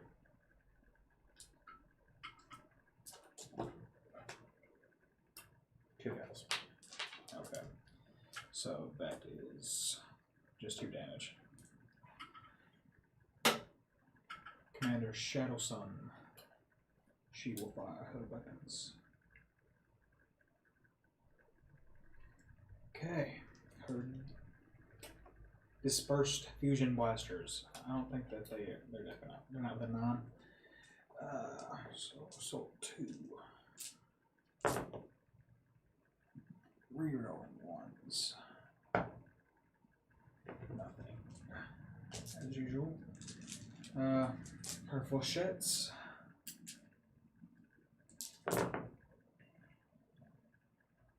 Rerolling ones.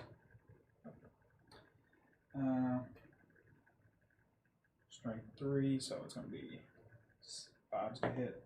5s to wound. Because I wound anyway. Her white missile pod. And her pulse pistol.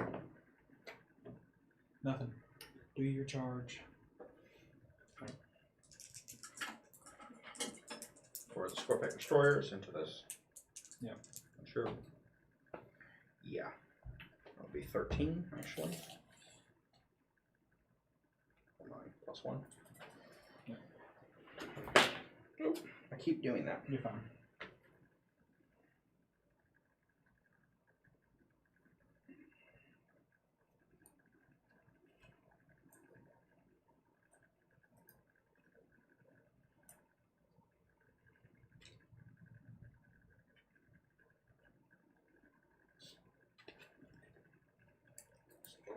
Yeah.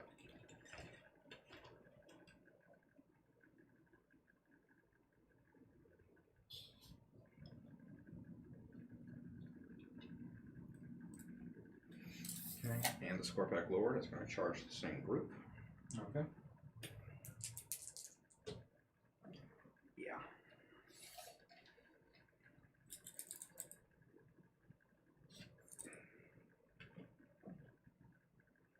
Poor little warriors. And You know what they're here for. no, buggery.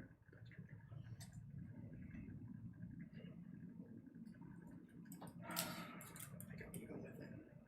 I would have to, no, he's a lot closer to those guys. The hell, the Satan's gonna do it too. To this same group.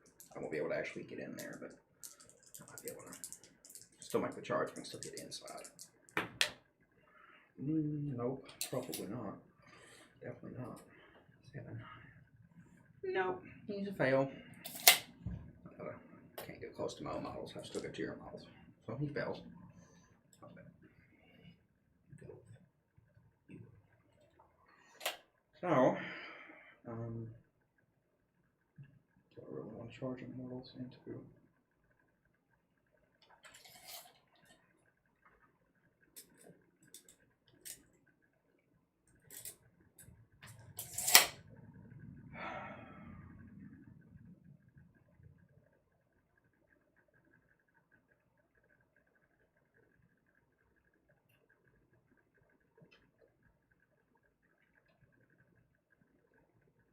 Yeah, what the hell.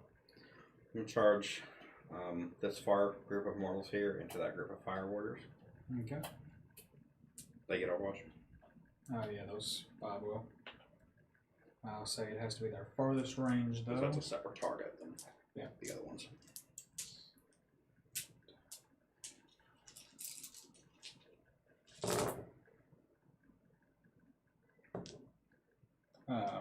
One wound at no AP. save. 4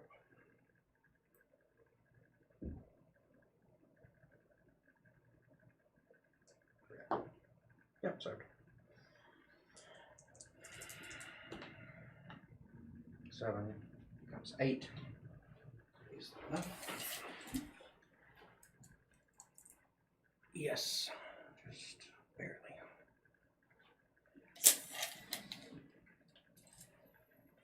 You closest in. And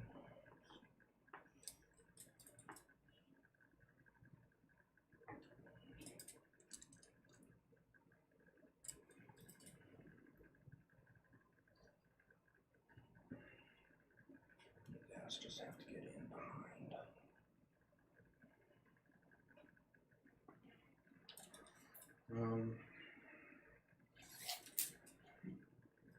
There's no way. Have to be perfect. What the hell? Doesn't ruin anything. Same group. Other mortals are going to charge into it as well. Try to. I would need a 12. With your rose, Which is not a 12. Yeah. With your rose, I wouldn't be surprised usually. Don't think the Lord is. No. If I hit a 12 perfectly, then I could, because it's a 13-inch charge. Why not? Nope. Double fail. Did the Satan? Yeah, the Satan attempted to charge then, didn't he? Yep. Yeah, he's stuck. Okay.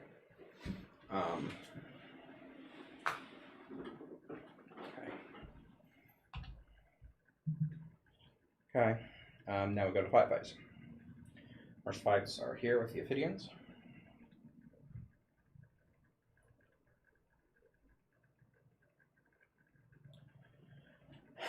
And there are. All using Thresher. Yeah. 3 attacks apiece. 12 attacks.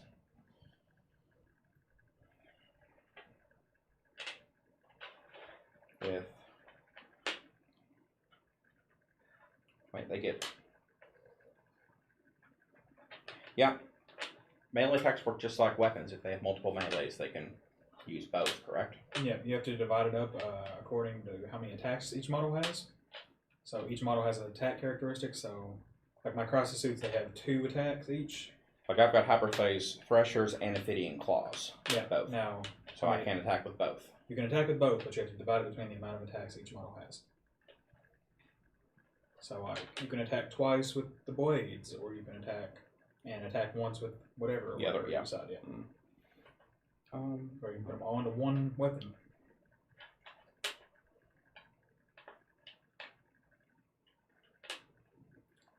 I'm gonna go with the Ophidian Claws, all 3 attacks on the Ophidian Claws. Alright. So, 3, 6, 9, 12, 12 figure attacks. Each time the bearer fights, it makes 2 additional attacks with this weapon. Okay. So that's actually 5 attacks per model. 5, 10, 15, 20 attacks. So 20 attacks. Okay.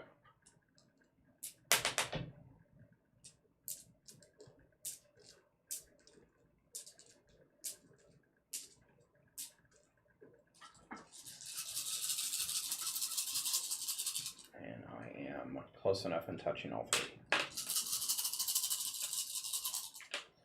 Okay. Rerolling hit rolls with 1, hitting on 3 up.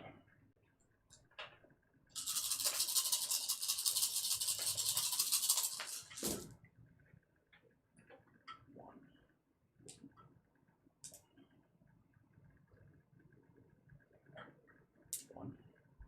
I got the 2s because they're the labels in this one. These are all hits. Rerolling the 1s, which were 4 1s. Yep. And 3 up.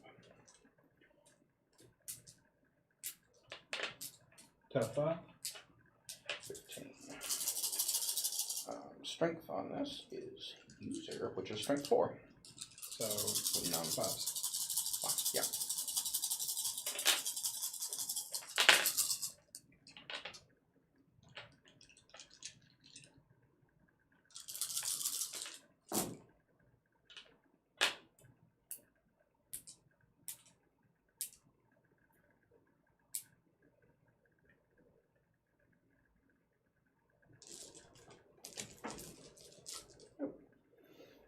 6. Minus 1 AP. Yep. 4, 6. I mean, yeah. What was it? Minus 1 AP. Okay, minus 1, so 4s. 2 are saved. 1 will die. Then we had 4 fails, so another dies. Then he is down to 2 wounds.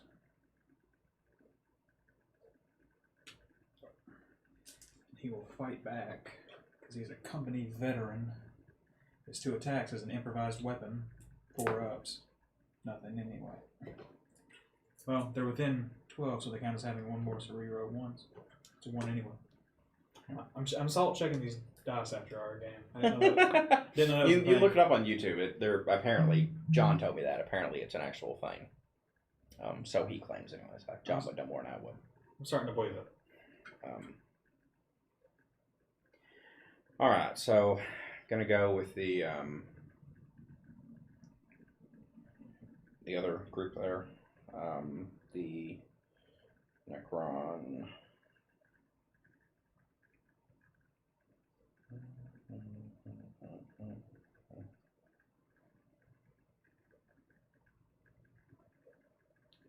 As well let the Lord get his kicks in.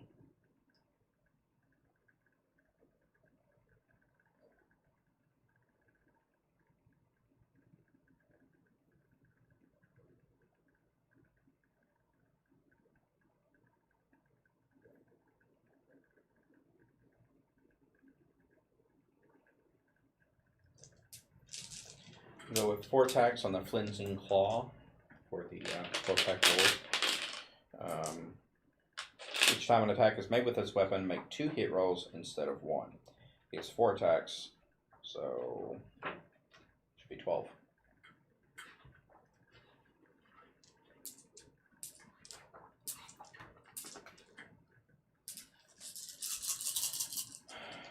Mhm. 12 at 2 up. Rerolling 1s for hit. Rerolling 1s. All hits. Okay. 12 hits. Strength of this weapon is 6. What's their type? 3s, so 2s. 2s. Rerolling 1s in wound due to unite in a destruction aura. 1. Wounding on 2s, that would be 11 wounds. Okay, AP? Minus 1. Okay, so starting with 11 5-ups.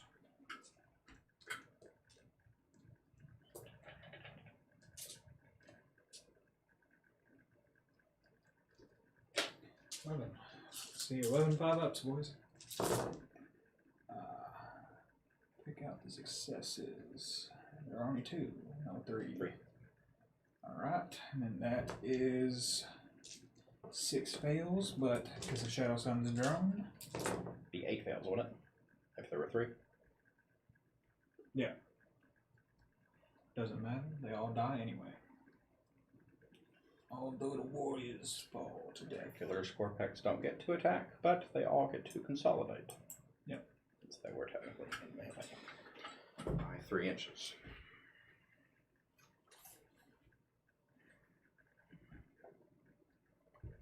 Just move you up.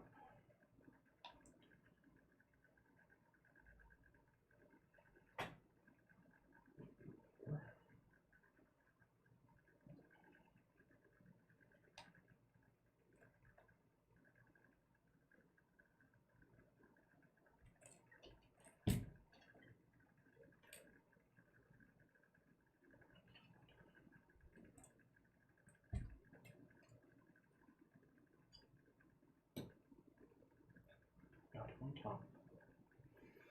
Okay, and the mortals. Those little.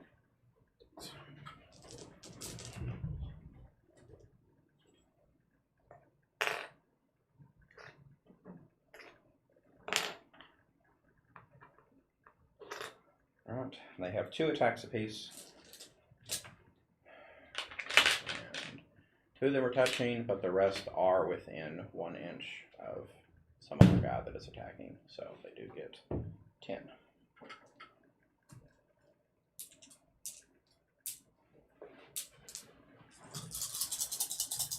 On 3 ups.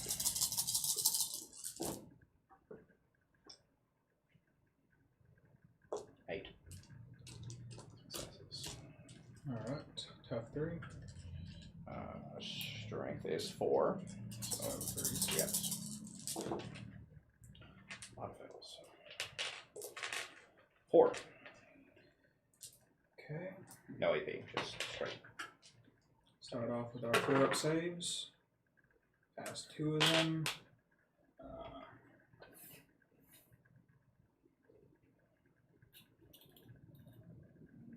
They are within 4 of that. 2 6-ups. Nope. 2 did.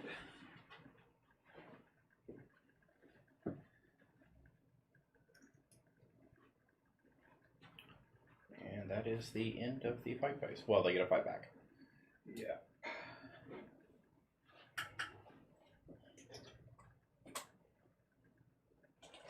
I already fought back with him, did I not? Yep, with him you did. Yep. But Okay. not with them. Yep. So.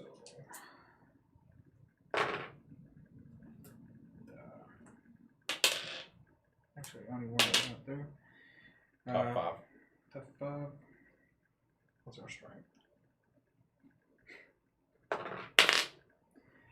Nope. Alright. On to Tau, turn 2. Back to the everlasting retreat.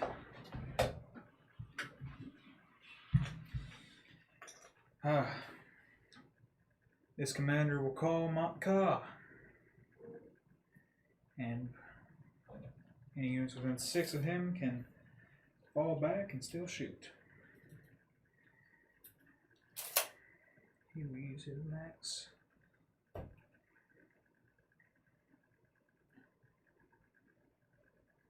Eight inches.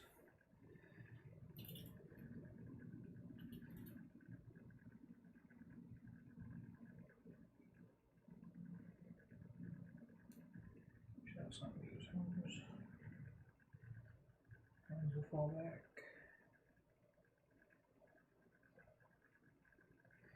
It's our last stand. Why not?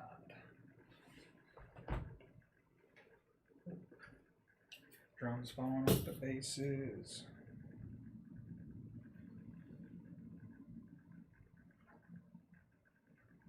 Okay.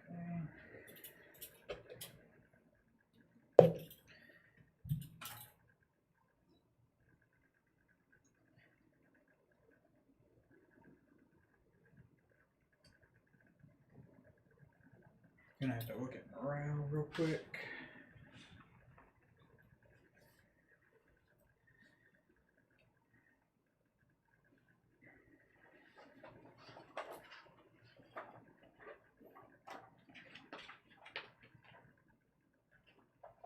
It's terrain.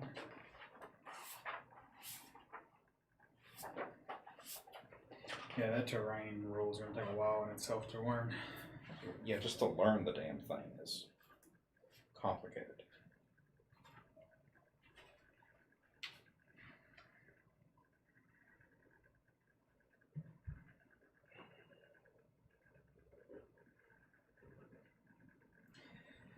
That should have that should have a thing to itself. Come on.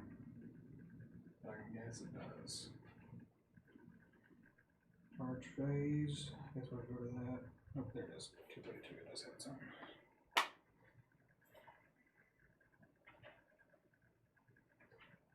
Because we've always had a thing about not doing morale. Okay.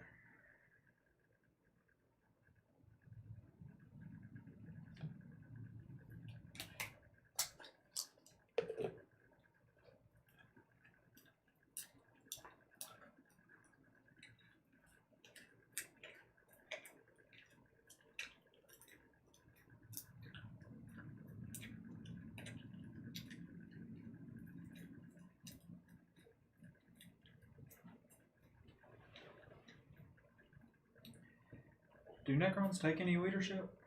Hmm? Do Necrons take any leadership issues?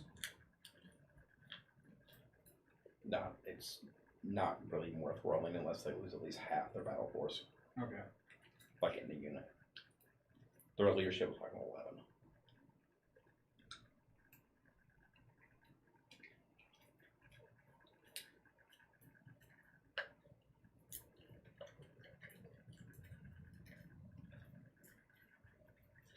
The only time leadership really ever affects Necrons is when it's like warriors. Like blobs to like 20, then yes, it does. If they lose like 7 or 8. But in like a 5 or 6 man squad, unless they're down to 1, no. Yeah. Okay. Mathematically, it isn't even worth rolling it until you get down to at least 1 in a squad that size. You can't lose any until that point. We'll follow this poor guy back, but he won't get to shoot.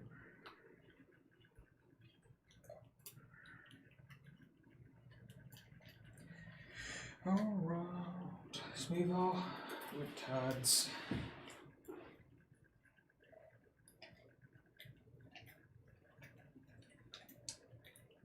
We're back in the corner again. Back in the corner again.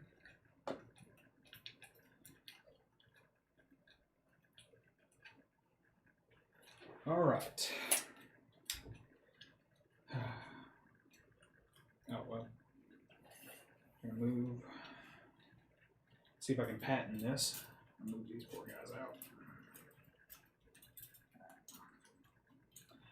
Can't patent it.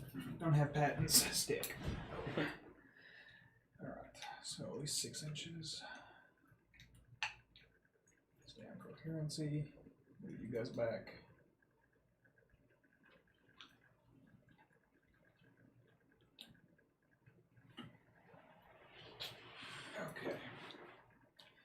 Okay. So, beginning with the fire site marksman here, he will fire into those Scorpec destroyers with his marker light, which he makes, so they have 1 on them. Let me see what rounds we have left. 1, 2, 3, 4, 5, 6. We have 6 marker drones. We will fire them into the Scorpex as well. We're at least going to kill those. Or try to at least. Goes up to 1 more. So they'll actually count as having 3 on them, since they're within a certain range. Okay. Our Enforcer battle suit will fire first at the Scorpex.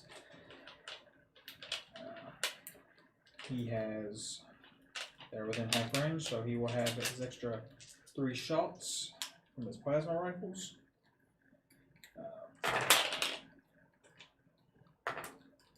Rerolling 1s. He makes all of those. Okay, so strength of the weapon is 6 to their 5, so 3s.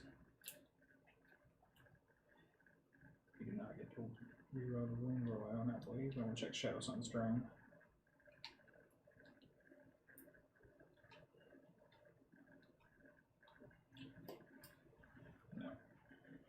No. But Shadow Sun's drone will declare that the Riptide with the Ion Accelerator can reroll hit rolls of 1. Okay, so we had 3 fails, which really sucks. AP minus 3. 3 wounds at AP minus 3. Yeah, for the Scorpex. 3. Yep. 6 ups. Nope. What are they? 1 damage pop? Yeah. So that would kill the 1 Scorpec and 2 damage to another. Do 1 damage to another, actually.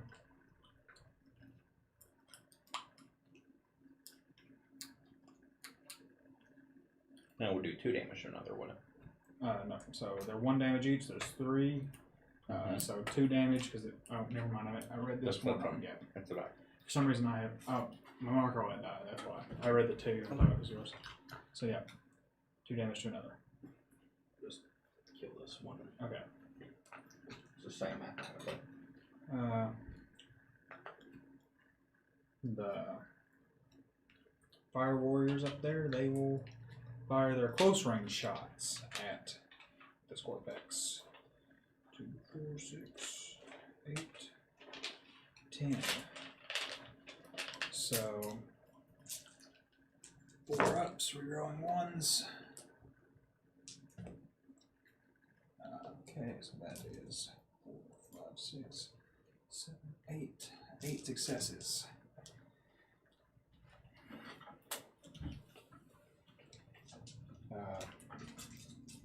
Their close range, that is strength 6 to their 5, so 4s to wound, 3s to wound. Removing fails. So 4 wounds at AP -2 on the Scorpex.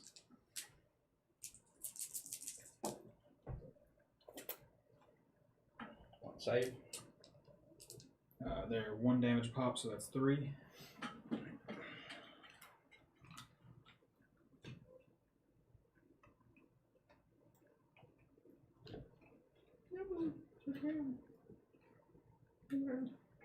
The Undying. I need to reanimate before you move forward.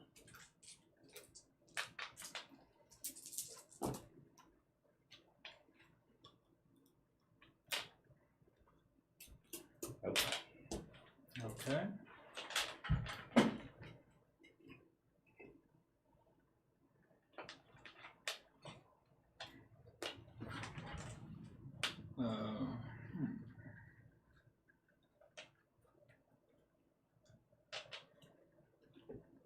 This Riptide with the burst cannons will fire into those Scorpec destroyers. What is his thing now? Because he's bracketed. Bracket 2. Oh gosh, they only get worse. Maybe 12.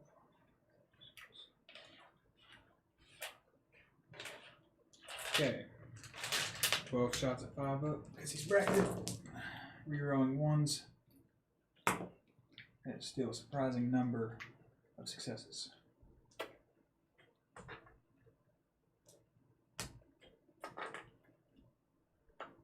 I think that was a fail and I wrote it over. Okay, so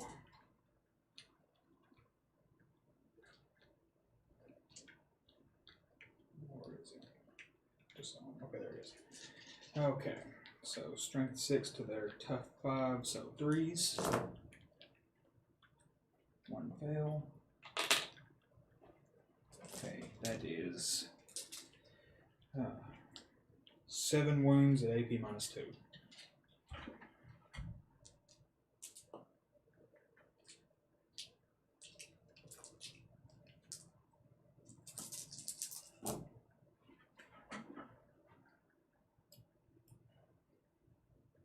Or get through. 4 get through. They are 2 damage a pop.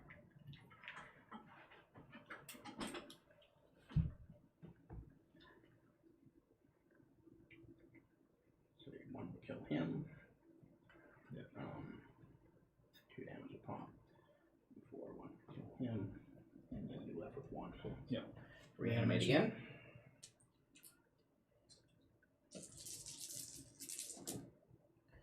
One, 2, 3, 4, 5. He stands back up. Yeah. Okay. He'll fire his smart. I should have said this before, but he was also gonna fire his smart missile systems into them. Forgot to mention it. I'll get that. I see it. Okay. So 8 shots at 5 ups. Rerolling 1s. 4 go through. Strength 5 to the tough 5, so 4s.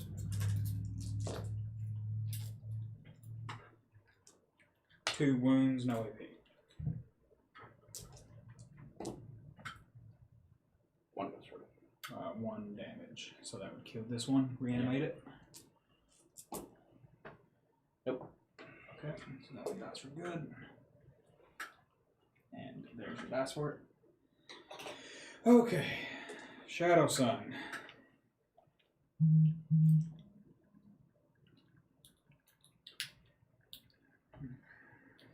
Where are we going to figure out how we're going to do this?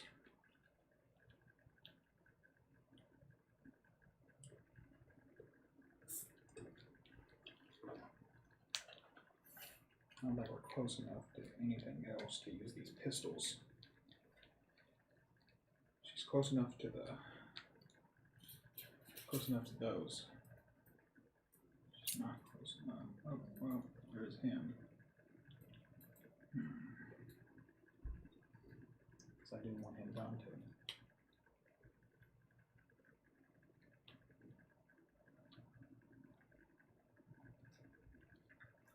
to. Okay. Shadow Sun is going to fire her pulse pistol and her light missile pod, and one of her dispersed fusion blasters into that last destroyer. Then she'll fire one of her fusion. Never mind. She's going to fire both of her fusion blasters into that Scorpec destroyer. And she's going to fire her pistols and her light missile pod into the Immortals. So starting with the dispersed fusion blasters. 2 up, rerolling 1s.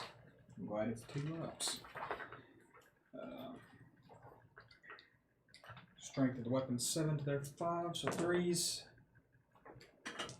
I'll go through. Alright, 4 wounds at AP -4 on that last Scorpec destroyer. Don't get a save. Alright, D3 damage a pop. So 1. Doesn't matter, it's only got one thing. Yeah, so it'll be dead. You want to try to reanimate it? Can you reanimate it if the whole squad's dead? Can't. The whole squad's dead. Nope. Yep, there you go. Alright, her missile pod. Her missile pod into the Immortals. 2 ups. Strength is 7 to their toughness 4, I think it was, for the Immortals.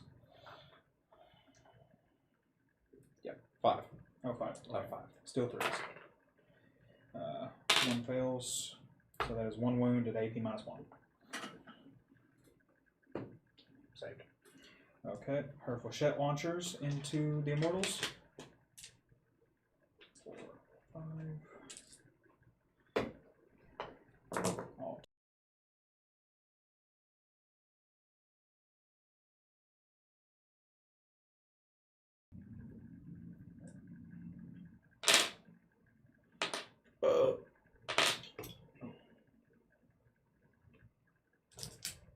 Five, strength 5, so 4s.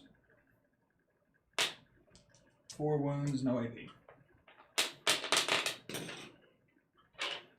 On the Immortals? Yeah.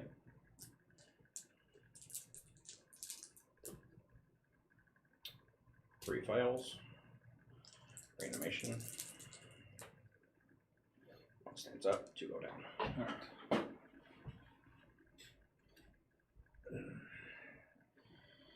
See, the reason that I don't do lead on them, I don't even bother with it until I get down to like 1. They have a leadership of 10. All Necron models, their basic leadership is 10. Some have 11 or 12. You take D6 plus the number of models lost and to overcome the lead. Unless you lose at least 4, you can't even approach the lead. Yeah. So I don't roll it. I don't even go through the phase.